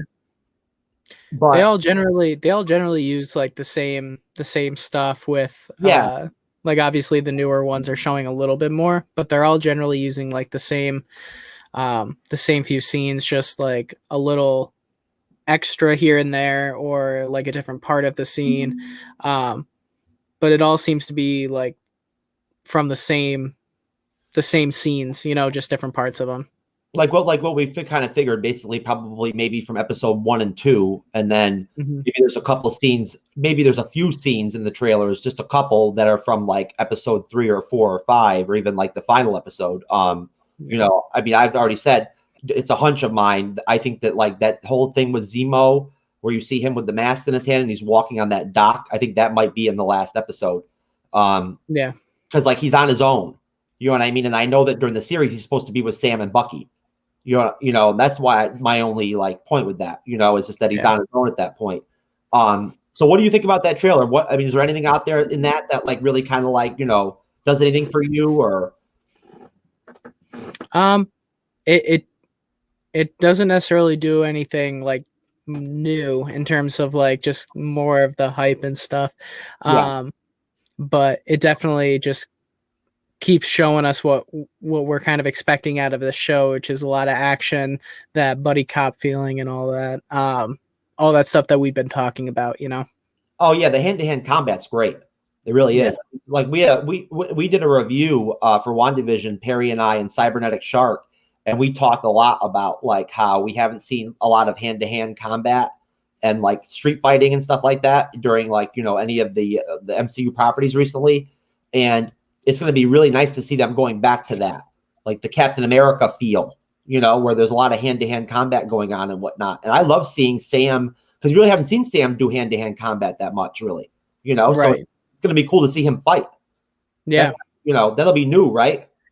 Yeah, that'll be something that is going to be explored now more in the show for sure. It'll be cool. I'm interested to see how this plays out and see how they develop that action from like just from a production standpoint. It's we talked about this with Cyber too, that the guy that did the movies for Captain America, Winter Soldier, Civil War, he played a big role in, I mean, he was the stunt coordinator, so he basically coordinated all those fights that everybody was like, oh shit, this is like this is new for the MCU, you know, the hard hitting, you know, like the hand-to-hand combat stuff. So it's cool that that's bleeding over to this, and we're going to see it even more fleshed out because we haven't seen it in a while. Oh, I love the Captain America type themes and everything like that are in the series. I do. I love the fact that we already have heard that you know, it's been leaked that the show is a mishmash between like Captain America, the Winter Soldier, and Mission Impossible, which sounds like a very apt like you know, description to me, you know, in terms of what I think the series will be about. I think that it's going to be interesting to see. I mean, you know, I think in one of the trailers you see Sam kick somebody, like do like a spin kick or something like that, or is that Bucky? Yeah? No, I think it was Sam. Yeah, almost like Captain America-esque, like one of his kicks. Yeah. But Sam doesn't have this. Sam's not enhanced, so like I don't think he's gonna be kicking people and having them go like, you know, 10 feet on, you know, away from him and whatnot. That's gonna be an interesting concept that we haven't talked about yet. Is that I don't know this to be a fact or not, but there's been rumors that they may ask Sam to take the super soldier serum. Yeah, that was actually running through my head when we were talking about that. Yeah, there might be that instance where he gets the super soldier serum and is because doesn't the Falcon in the comics, doesn't he have the super soldier serum at some point too? You know what? I'm actually not sure if he does or not, but you know what? One of the characters, the actor's name is Carl Weathers. He's going to be playing this character in the show. I can't remember his name off the top of my head, but he's going to be playing this character that was the first Black Captain America. Like he was the first super soldier experimented soldier that survived the the super soldier treatment and whatnot after Steve Rogers. And he was Black. And basically, like, he's going to pop up in the series, and like, I think basically he's going to have a relationship with Sam, where, like, maybe like he's going to be kind of like, Sam's going to be like wondering, should I take the super soldier serum or shouldn't I? Like, it's kind of a big deal, Yeah, that'll be cool development. And it looks like we have Darkseid back, asking some questions. Yeah, I'll throw them up. Sweet. Okay. Movies and television shows. Go ahead. No, go ahead, Perry. Movies and television shows coming out like Black Widow, Infinity War, and others provide at times backstories for characters, even though we already know their fate and what will become of them. In the case of Black Widow, we already know her fate in the MCU, and this movie is nothing more than backstory. Do you folks think that movies and about characters or events we already know about ahead of time ruins the lore or story being told? So it's a good question, because a lot of that is hard to know ahead of time. I think if you're talking specifically with Black Widow, I don't think that it's going to specifically ruin anything.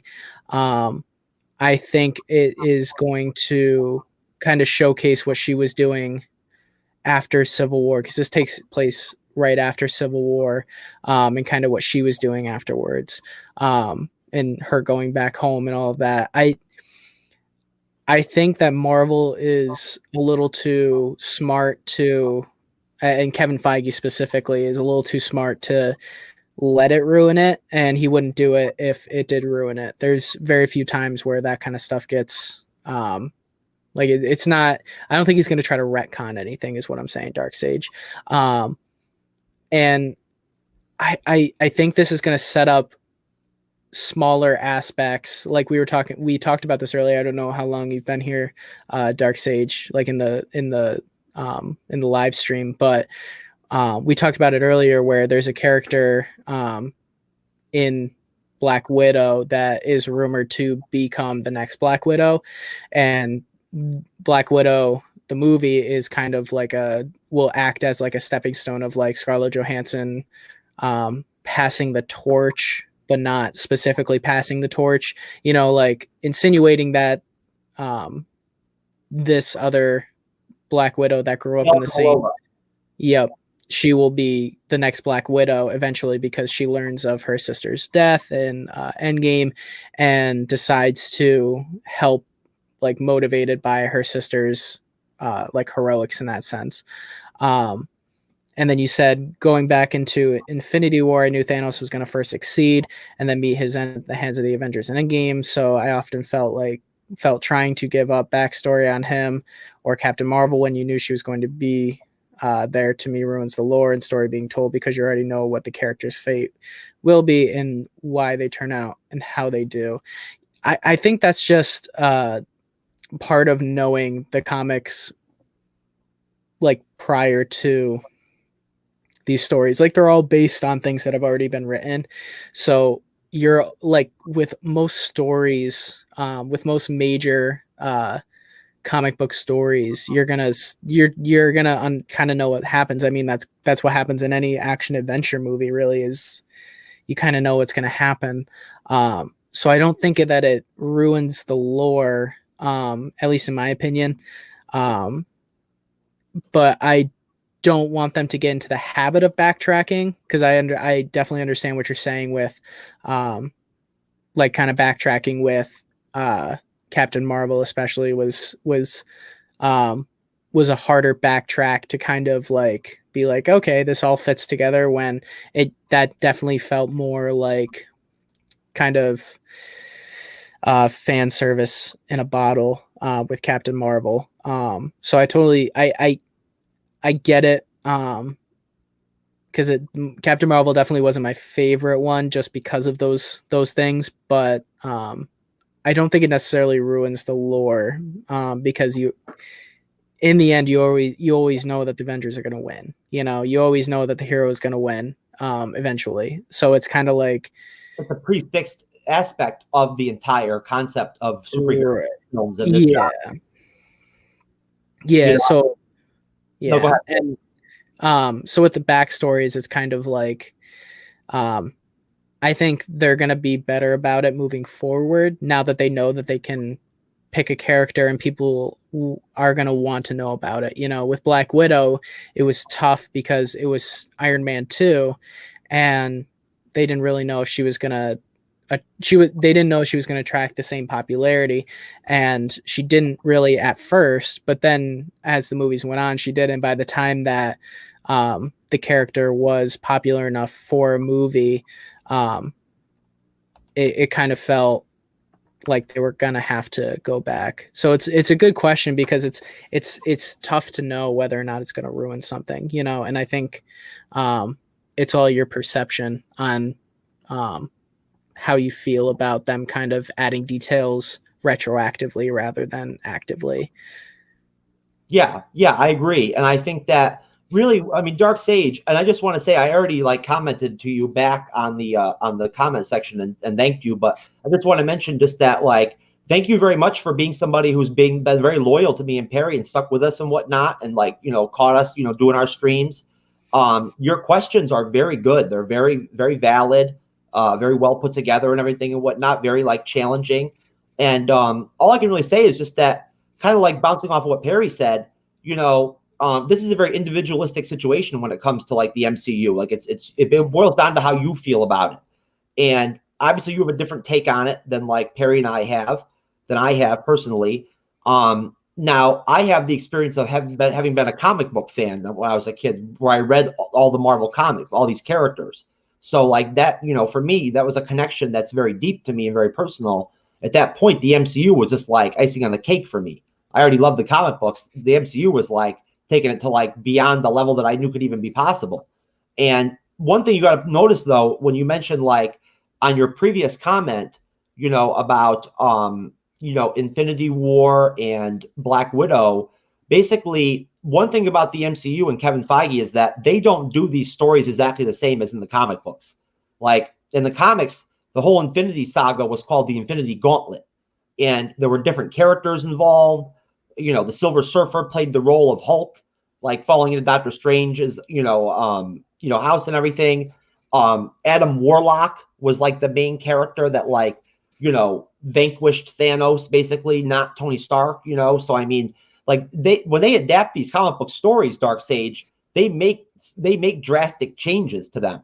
I mean, they're not perfect to like the comic book, you know, stories. And that, of course, that's necessary, I think, to be able to make these into film productions. I think you have to make changes than the comic book stories, of course. It's a different medium.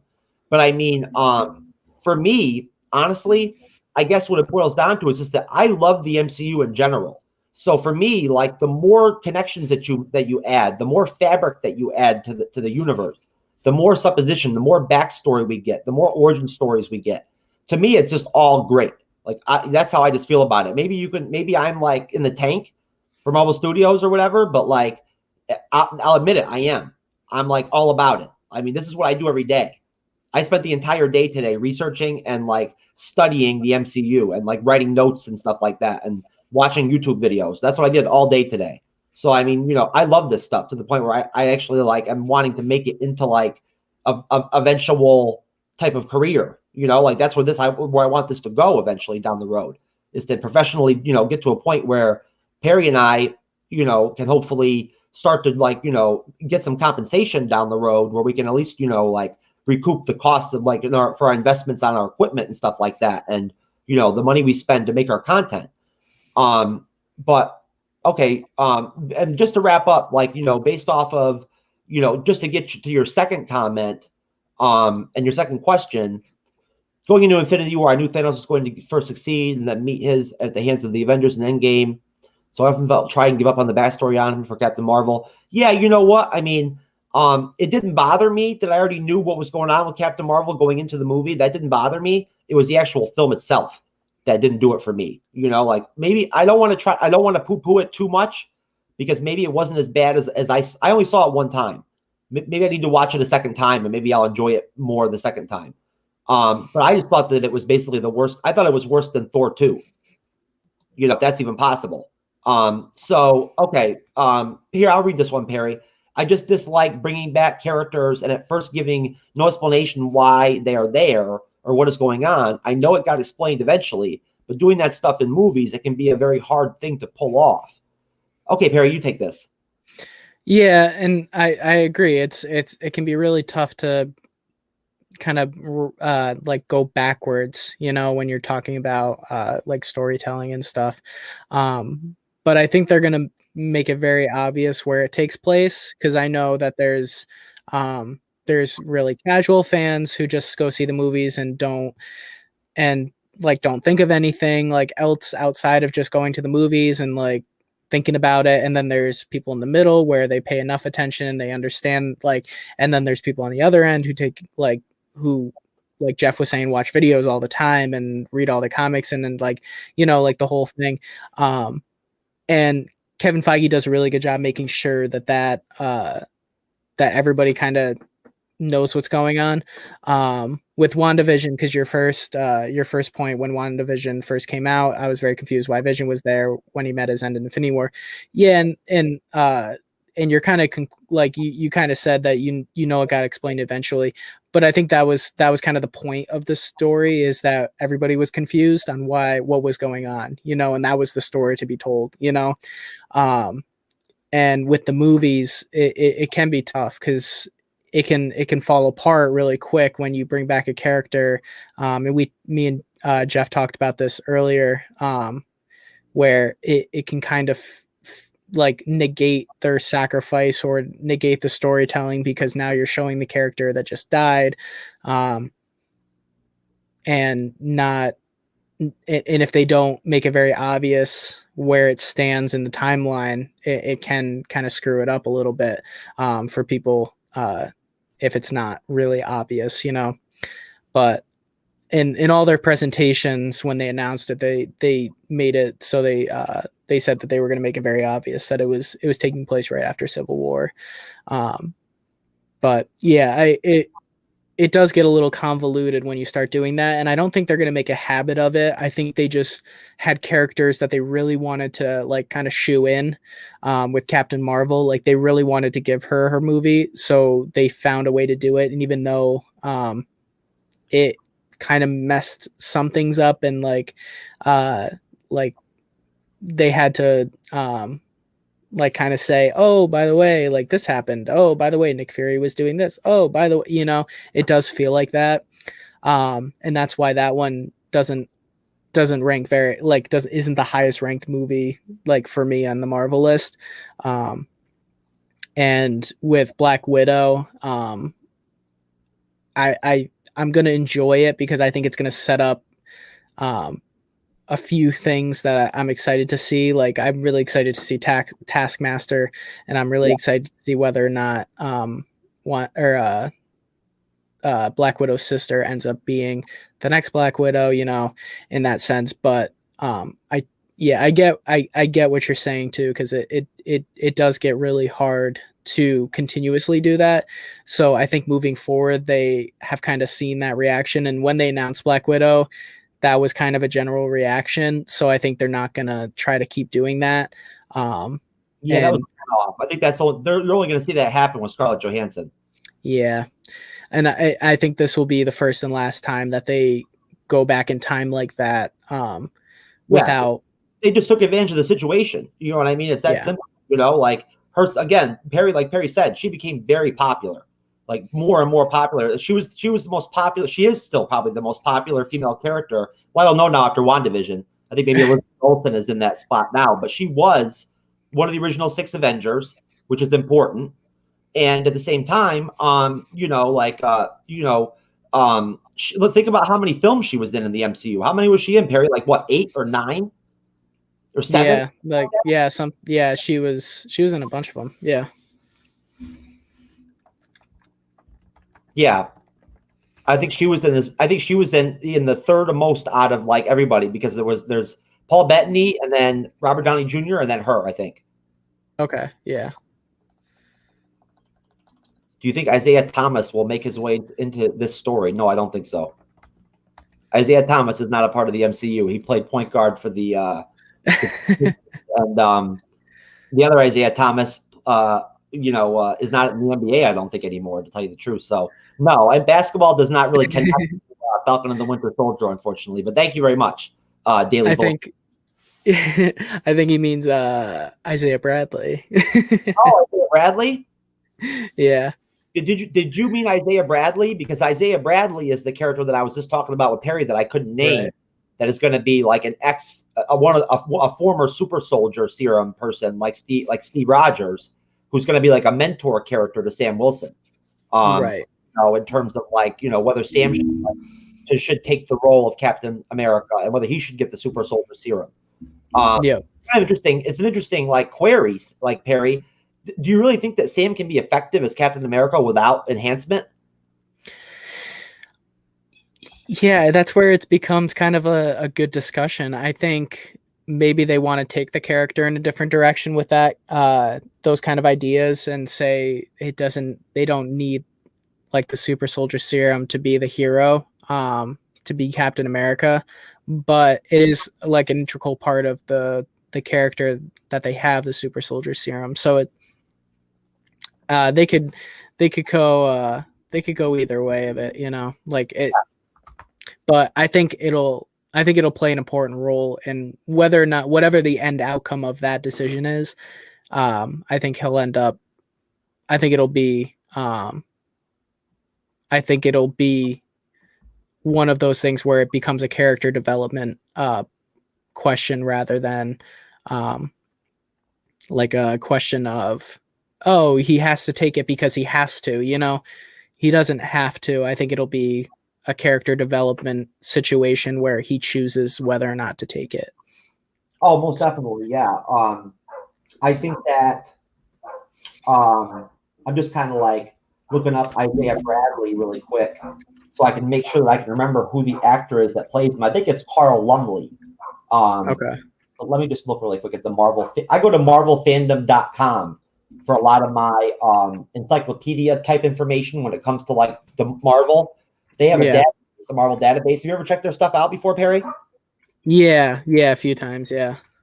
Yeah, so Isaiah Bradley basically was the Black Captain America originally, before Sam ever became Captain America. And basically, let's see, that doesn't have the actual name of the actor. But I'm not going to like read an article or anything like that about like the role of Isaiah Bradley in the series. We already covered it, basically the fact that like it's going to be he's going to play a mentor type role with Sam, where just like Rhodey, kind of, where Rhodey's going to be kind of in the show in a cameo role, kind of like as a sounding board for Sam Wilson, being that Sam's going to be the first Black superhero, of the MCU. He's struggling with that in the series to some extent. So I think, the Isaiah Bradley character is going to be basically like a mentor to Sam, who kind of like has had the same experiences in a way. And there may be a potential that, me and Perry talked about earlier, there may be a potential where like Thunderbolt Ross might go to Sam and say, well, look, you can become Captain America, but like you've got to take the super soldier serum. That could be an aspect of the series. Or like towards the end of the series, when they approach Sam about being Captain America, when US Agent goes nuts and kills somebody or something like that, and they need like good PR, and they go to Sam and with the shield, they say they ask him then to take the super soldier serum, and it becomes like a question in the series whether Sam's going to take it or not. And that's where I think like Isaiah Bradley will come in, because he has experience, having had the super soldier serum experiments done to him personally after World War II. Mm-hmm. Yeah. And that's basically the gist of it. I mean, you don't have anything to add to that, Perry? No, I think I agree. I agree with what you said. So it's going to be interesting to see where that plays out for sure, because it could go either direction depending on how they want to take the character. Well, thank you very much. I mean, thank you though, Daily Bullshit. Thank you very much. Boy, I better make sure I count all of our swear words because I still want to keep this clean. I'm not sure how many. I think you get a couple. I think you're allowed to get a couple in. I think it's like I think it matters how much you swear during the actual show, whether or not but honestly, dude, it doesn't matter what I do. For some reason, I get age restricted above 18 no matter what I do anyway, whether I swear or not. So how it goes, which I don't really care about anyway. I really don't want like people under 18 really. I mean, I would and wouldn't want them to our show. I mean, I don't think between me and you, Perry, that we're the kind of people where really like, being exposed to 15 or 16-year-olds will be a bad thing. We're not saying anything awful. No, but I mean, hey, I can't help the fact that the guy's name is Daily Bullshit. Like it is what it is. Yeah. I'm not gonna like, be a baby about it. But yeah, that's a good point to bring up. Like I'm glad that you interjected that in here. Bouncing, forward from the trailers, I want to get into this synopsis. And so this is leaker spoiler time, like basically, so at this point, if you don't want to know intricate details of like the series and stuff like that, then you probably are not going to want to watch, the rest of this video because that's what we're going to get into. And so just to start right off, I already talked about the fact that it's been said that the show feels like Captain America, Winter Soldier, and Mission Impossible. Basically, from Charles Murphy of Murphy's Multiverse, which I know, Perry, you've heard of. He's a Marvel insider. There will be a lot of different characters that will appear in the Falcon and the Winter Soldier series. However, none of them are mutants, so we're not going to see any mutants. Omega Red's not going to be a mutant in the show, which is disappointing. But, I mean, hey, I don't know about you, Perry, but when people were trying to link Wolverine to this series and there were actually people like trying to say Wolverine was going to show up in this show, I'm like, you got to be kidding me. Yeah, no, they're not there yet. No, man, come on, man. They're not even they're years away from even casting that role, I think. Yeah. And besides, for sure, that would steal the thunder from the entire series. Yeah, exactly. Yeah. Yeah, it will make no sense. I can't believe there were actually people who believed that at one point. That surprised me. Because there were some people who were really confident that it was gonna happen at one point. Because of Madripoor and everything, and maybe potentially the Super Soldier Serum, because he's Weapon X. Right. So just so people understand, Madripoor is located in Southeast Asia, and it's an island in the 616 comic universe. It was once a haven for pirates, and it still remains having a lawless quality about it. Best known for having a connection to Wolverine and the fact that Madame Viper was longtime ruler. Now, Madame Viper, for people who don't know, was actually married to Logan in the comics. They were actually married. She was one of the Serpent Society, which is one of Captain America's villains from his comic. And she also was a member of Hydra. So it does not allow criminal extradition from within its borders, which is why Madripoor plays such a big role in the Marvel comics and probably will be in the MCU, because it's a hiding spot for mutants. It's a hiding place for criminals. It's a place where criminal organizations thrive because they're allowed to, do what they want. So that scene in the trailer where you see the water and you see the city with the lights, that's Madripoor. And so basically, let me just collect myself and make sure I know where I'm at here. That this is something we already talked about, the Sharon Carter rumors and the double agent stuff. Let me make sure that I actually, this is actually interesting. I think you might like to hear this, Perry, and I'd like to hear your thoughts on this. The therapy sessions are a bookend for the show. Every episode starts is undercut with them. And now the question, of course, is why would they even be in therapy? You think that could be the Sokovia Accords? Yeah, that's interesting. I hadn't really thought about that too much. Yeah. So what they're saying is they're required to go and that's what they're doing in between the missions kind of thing, or that the whole thing takes like is them explaining what happened in therapy. Yeah, I think that's how it's going down. Yeah, I think basically like they're just going to like, you know, they're not going to actually say that like that they're physically at therapy at the beginning of each episode. It's just that they're going to show the therapy sessions to kind of like either like, you know, start off maybe the show, you know, in a way. And I think just to play off of and try to like highlight the dynamic and the dysfunction between Bucky and Sam. Yeah. Okay, that could be interesting. Yeah, that'd be an interesting take on like this story. You know, that's an added element that would be cool because it's both interesting and funny. You know, like the therapy sessions are funny in a way. Yeah, the way that especially the way that they're handling it is funny for sure. It's like couples counseling for two coworkers. Yeah, I mean, it's definitely neat. I mean, it's a neat dynamic. So, you know, from this is a leak, a rumor that just came out from this February. Everything in the trailers is from the first episode except for Madripoor and the shot of Zemo with the mask in the hand, which is from the last episode, possibly leading into the Thunderbolts. That's something we haven't talked about at all yet. Right. Yeah. Yeah, that was something that I when I was watching a video a couple days ago, they mentioned that that this could be the start of the Thunderbolts, and that Thunderbolt Ross has a part to play in this too. Hulk. Right. I don't know. It could happen. I don't think it'll play a pivotal role in like the overall story. It might be something that it leads into. But yeah, I don't think it'll play like a huge role, but it might be like the like end credit scene for like the last episode is Thunderbolt Ross like developing it, you know? I think that makes a lot of sense. I think you're right, Perry. I think if they're going to do something like that, it would be like a post-credit scene. I mean, yeah, I wouldn't be surprised if maybe at the end of, I mean, I saw a article, I didn't read it yet, that came out yesterday or the day before. I'm live. Anyways, it's raining out. That's why the dogs are barking. So anyways, so basically, you know, that kind of threw me off. What were we talking about again? I forgot. Oh, the Thunderbolts. Oh yeah. Yeah. I wouldn't be surprised if what I saw in the article was that I think Kevin Feige actually already said, or like it's rumored that there's like 3 different properties that are going to come off of the Falcon and the Winter Soldier series.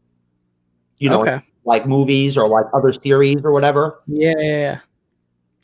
That would be really cool if that if the Thunderbolts, because that would add like the Suicide Squad-esque version, like kind of type show to. That's it would be the MCU version of of that team. Yeah, so that would be an interesting addition that I'd be excited to see if they continue to go that round. Would end up with. They think Yelena Belova could end up on the Thunderbolts. You know, okay. Yeah, it would make sense, wouldn't it? Yeah, because she's not technically a hero, and maybe she has to prove herself, so she gets roped into that, and like she has her own character development of like coming out of that and becoming an actual hero and not just being an anti-hero or like a villain hero kind of thing. So that would be definitely a cool element to add to the MCU. Most definitely. And Perry, we're probably gonna go for about another like 10 minutes plus at the most, and then I'm gonna call it, just so you know. Yeah. Okay.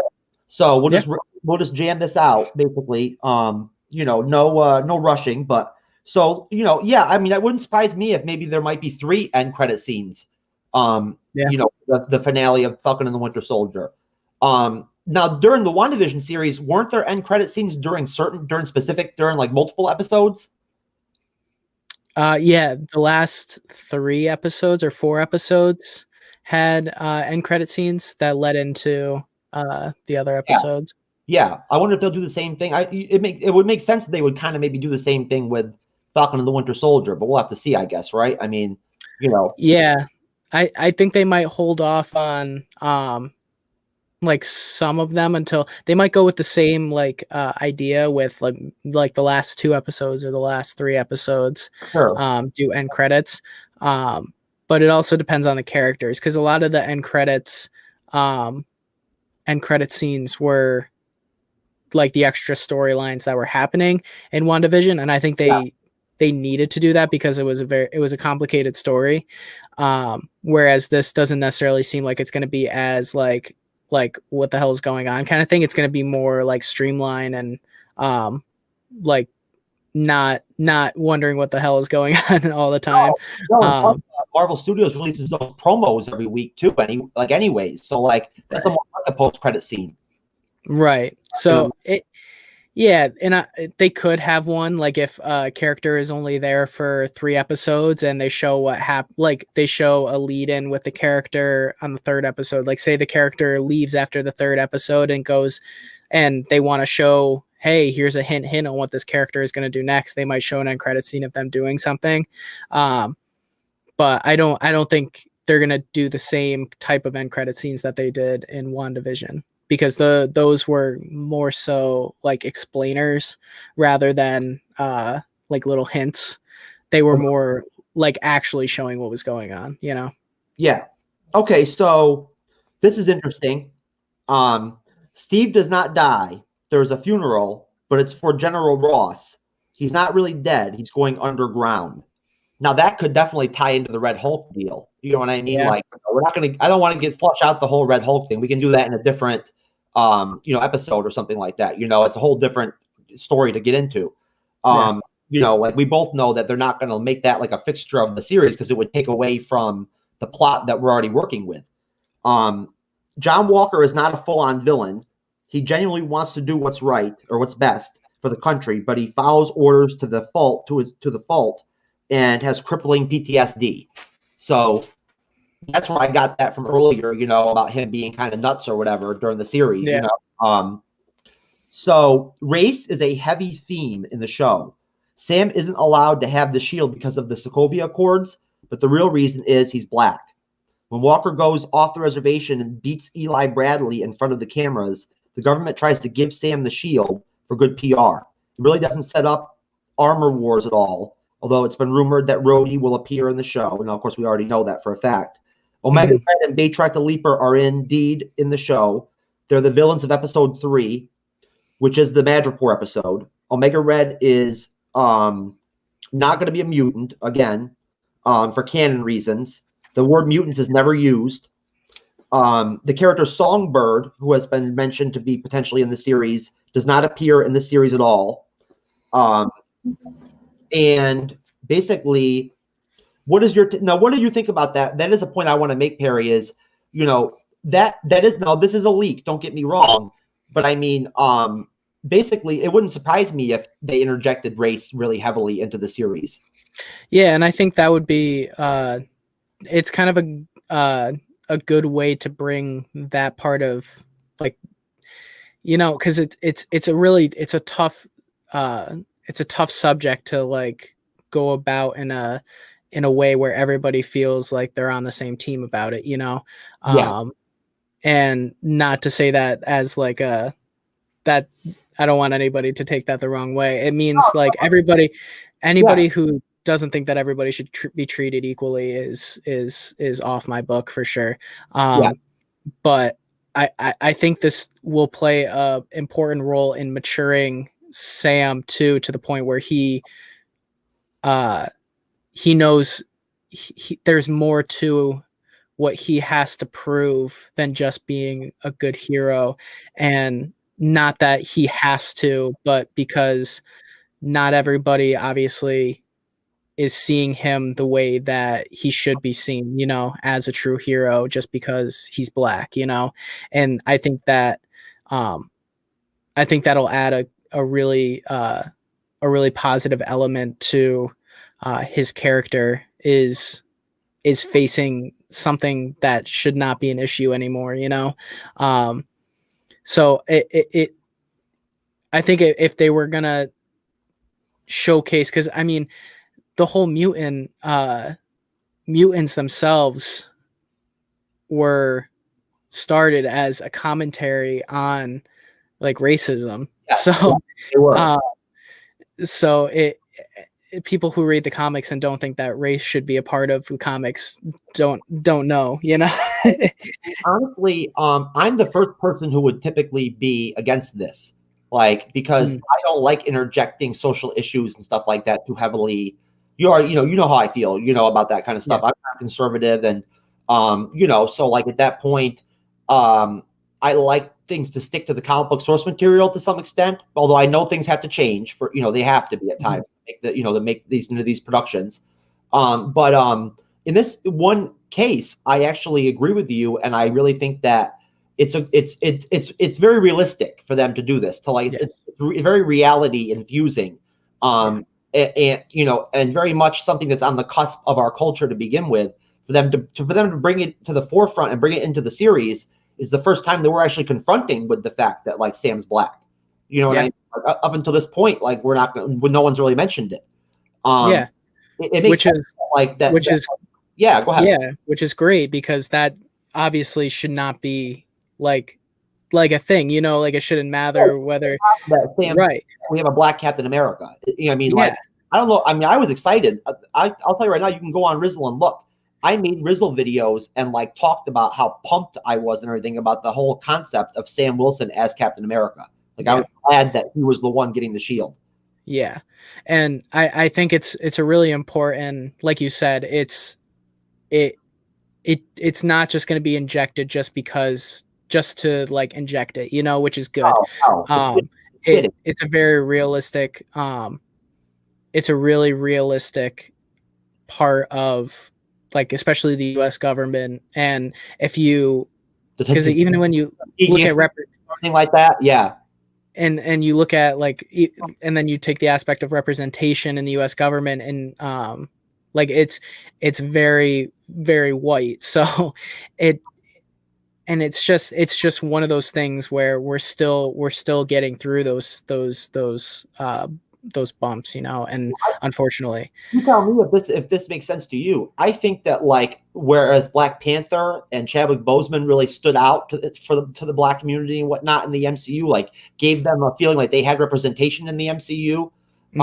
If anything, I think that kind of elevated the Black Panther movie beyond how good it actually was, to tell you the truth, just to be, not to be negative, but like I think that's kind of my take on it. I thought Black Panther was great, but like it was hyped like it was like the best thing that ever happened. Right. I think Sam could be that character now. I think he can step in those shoes and be that character where black people, black MCU fans, which there are a lot of black MCU fans out there. I've seen them on YouTube before. Like, I think they could look at Sam as Captain America and say, like, you know what, that's a win. You know, like it's somebody to look up to and somebody that represents what, like, and is what they deserve, as a hero. So he earned it. He's going to earn it by the end of the series. Yeah. So, and that's kind of the whole messages of like, it's all about, like being Captain America is being the best person and trying to be your best all the time. Like that's like the whole message is, even when you're down, you're getting up and fighting. And if that's not like the black experience, then I don't know what is. Obviously, like I can't say personally, but it's Brett Scott. that Brett Perry is going to get a hold of you, man. I promise. Yep. That he's going to.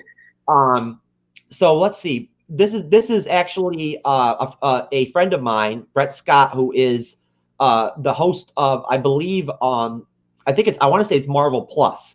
If I got that wrong, Brett, listen, you can hold it against me. I'm sorry, man. Like I'm doing that off the cuff here. Jeff, I believe I remember you bringing up the possibility of Wolverine tie-in because of Madripoor and the Super Soldier Serum. What I said, Brett, was the fact that there were heavy rumors several months back, probably way back in 2020, like even maybe like in the early part of 2020 or like the mid part of 2020, where there were rumors that Wolverine could flush out in Falcon and the Winter Soldier series. And Perry and I basically both agree that it just makes no sense. I mean, for one thing, from a standpoint of what Kevin Feige's plans are with the X-Men, Wolverine is not a character I believe will even be on the first X-Men team. I don't think he'll be there. And introducing him in the Falcon and the Winter Soldier series, for one thing, it wouldn't be. It's not the right avenue to like show off Wolverine and Logan like in a Disney Plus series. Frankly, on my opinion, I'd rather see it happen in the film, personally. And also, if it were to happen, it would steal the thunder away from the characters that are already on the show and like the plot that's already there. So there is an interesting connection, of course. Madripoor and Logan are heavily tied, without question. There's a major tie there. Of course, the Super Soldier Serum is a major tie to him too, because he is, one of the, like, I believe one of the like final in the comic books experimented people, that's experimented on with the Super Soldier Serum. And that's, of course, how he got the adamantium clause, is like during the process of them doing the Super Soldier Serum. That's a good point, Brett. I'm glad that you brought that up. And thanks a lot for checking this out. I really appreciate it, man. Thanks for popping in. But basically, Perry, just to like kind of brief things up as far as like the spoiler stuff goes. I mean, just to kind of like cliff notes it, there is a leak where it says Ross is trying to recreate the Super Soldier Serum again, which leads to him becoming Red Hulk. The last scene is an intelligent Red Hulk approaching Zemo after Zemo has been microchipped with a bomb in his neck to recruit him for the Thunderbolts. Now, again, this is a leak from 4chan that then was on Reddit. Do I think it's realistic and tangible? It's 50-50. Right. I mean, that's how, I don't know, Perry, is that how you look at these leaks? I'm 50-50 on them. Like, that's kind of how I look at it too. Because with leaks, it's kind of like, there's, when they write these scripts, there's a bunch of different versions of it. They hand out different versions to different people depending on what parts they play and all that stuff. So whether or not anybody gets the full script is kind of hit or miss. Especially with the movies. But you have to figure that Marvel Studios probably tightened that up even more, probably, right? Yeah. So it's tough when, especially, you don't know who these people are or what role they played in making the movie. If they say, "Oh, I was on set for all the episodes," it's like, okay, well, were you the guy that got the coffee, or were you the guy behind the camera? It's all, like you said, 50-50, because they could have seen something, they could have read something, or it's just them being like, "Oh, I saw something," and then they like say it's this even though it's not. This is similar. The leaker was just an anonymous leaker, so that I don't. Right. There wasn't a situation where this is like somebody who is a stand-in or like a stuntman or like an agent or something that's a part of you. Now there has been in the past, there have been synopsises like this that have been leaked that have been completely correct. Like we talked about before, that Roger Ordell guy or whatever, he leaked one for Endgame and it ended up being completely factual. And it was the same deal as this, just like bits and pieces of information laid out like segment at a time, I think that's totally like permissible that Ross in the final scene, we could see Ross become the Red Hulk and approach Zemo to start the Thunderbolts. They both led the Thunderbolts in the comics, so it would make sense that they would both end up on the Thunderbolts. And I mean, you tell me what you think, Perry. So a lot of people have pointed out on YouTube, for instance, that why would they have kept William Hurt in the MCU for all this time if they weren't going to make him Red Hulk?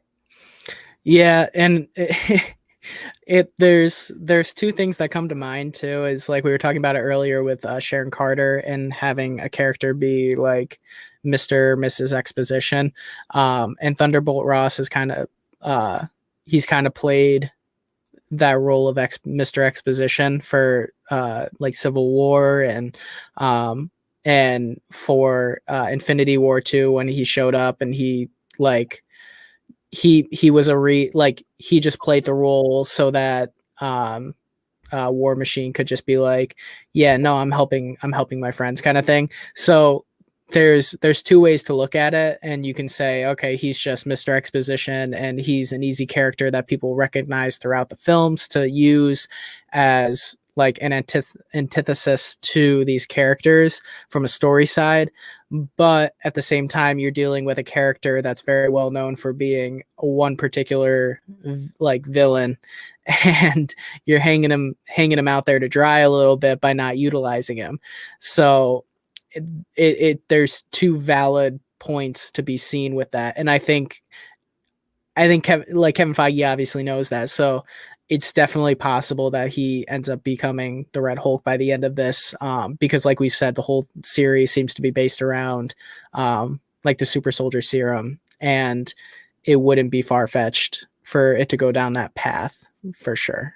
No, I mean, look at what happened to what's his name in the Hulk film, with Thunderbolt Ross, the Abomination. Look what happened to him when like the super soldier serum went wrong, so it's clear that like something like, like him becoming the Red Hulk, why he would actually inject himself with the super soldier serum to begin with kind of like makes me wonder, I mean? At the same time, I can see a scenario that's tangible and like realistic where like he could go into hiding and like for some reason get in trouble or something like that and have to like, fake his death and then go around. Or it's something as simple as like the Flag Smashers take him hostage and inject him with it. Yeah. Or that like it could be, because it could be something as simple as like that story element to it. So it could be under his own will, or it could not be. It depends, because he's always played that like character of he's always kind of against the heroes, but not totally against the heroes. So if he sees any threat from the heroes and is like taken to the edge of that, he could inject it himself. But there's also the element of he's an important military figure, and the Flag Smashers capture him because of the role he's played in the other super soldier serum, like trials and tribulations and tests and all that stuff. So they take him hostage or take him to whatever to interrogate him.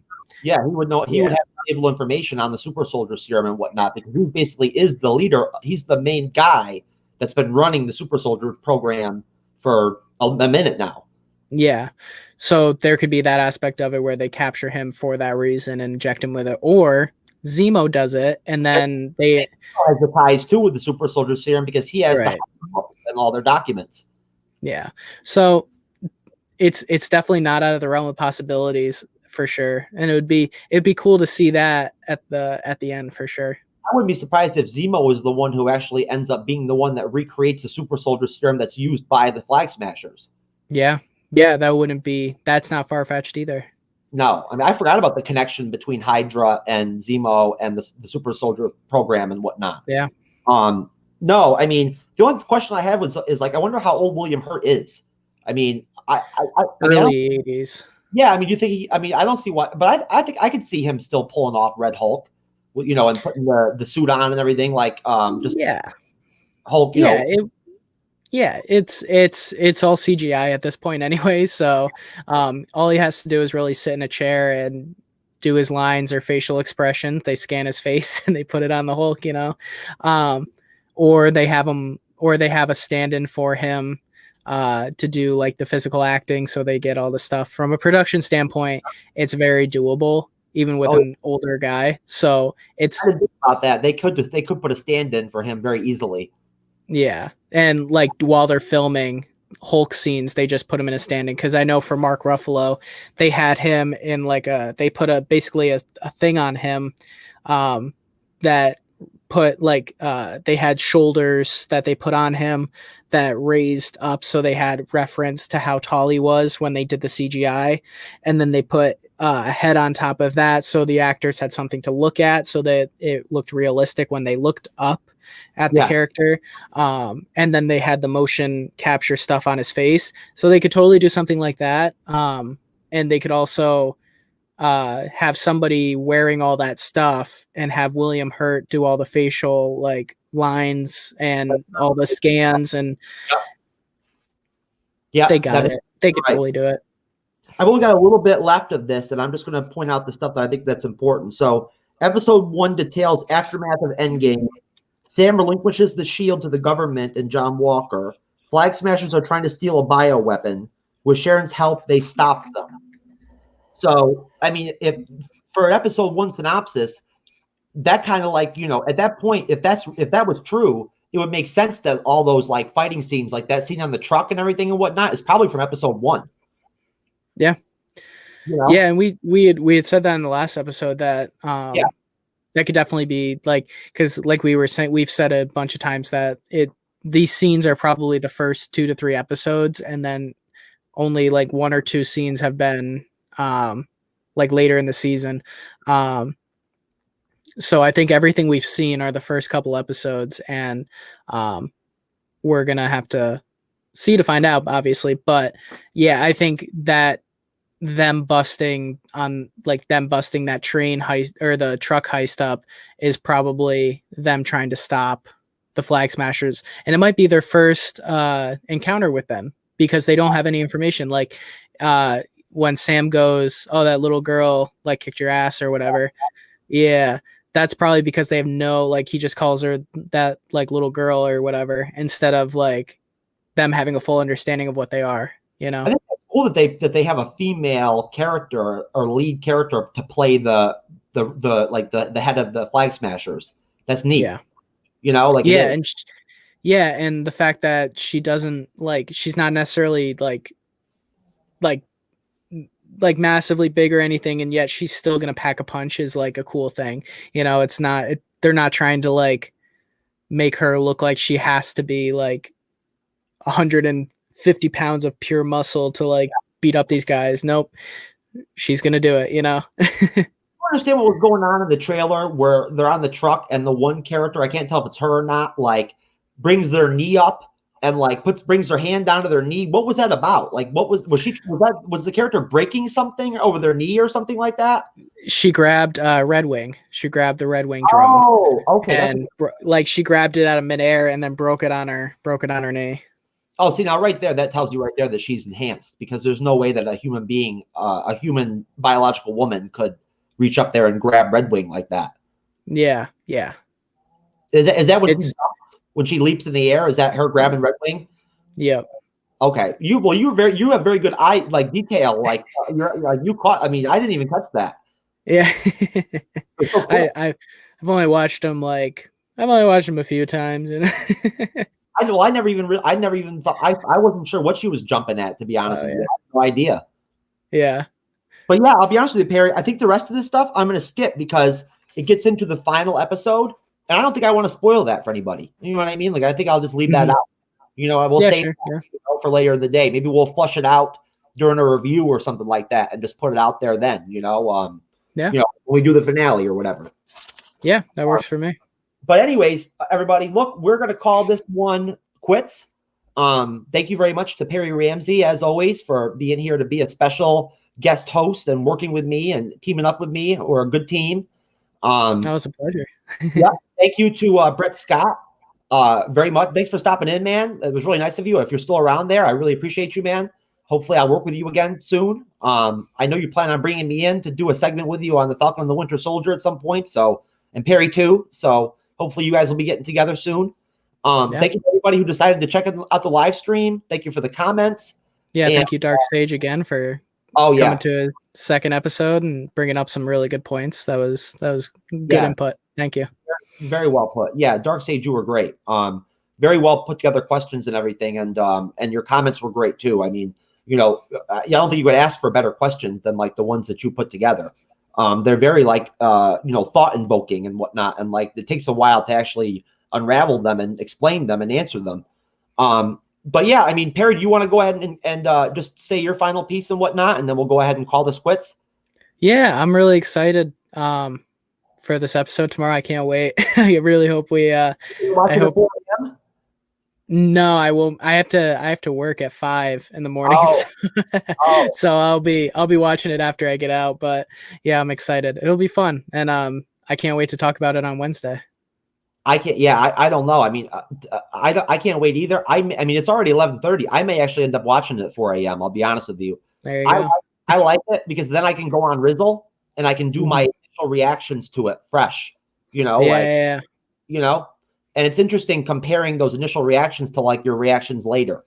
You know what I mean? When you watch it again and again. Okay, well, you know, again, thank you, Perry. I appreciate you, man.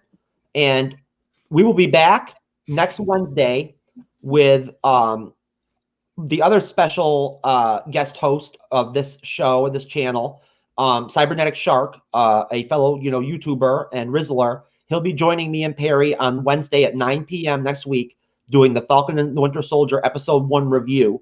So if you, Dark Sage, if you want to check us out on that, man, definitely be here 9 p.m. on Wednesday. And Perry, I'll talk to you in a minute, brother. Sounds good. Peace out, everybody.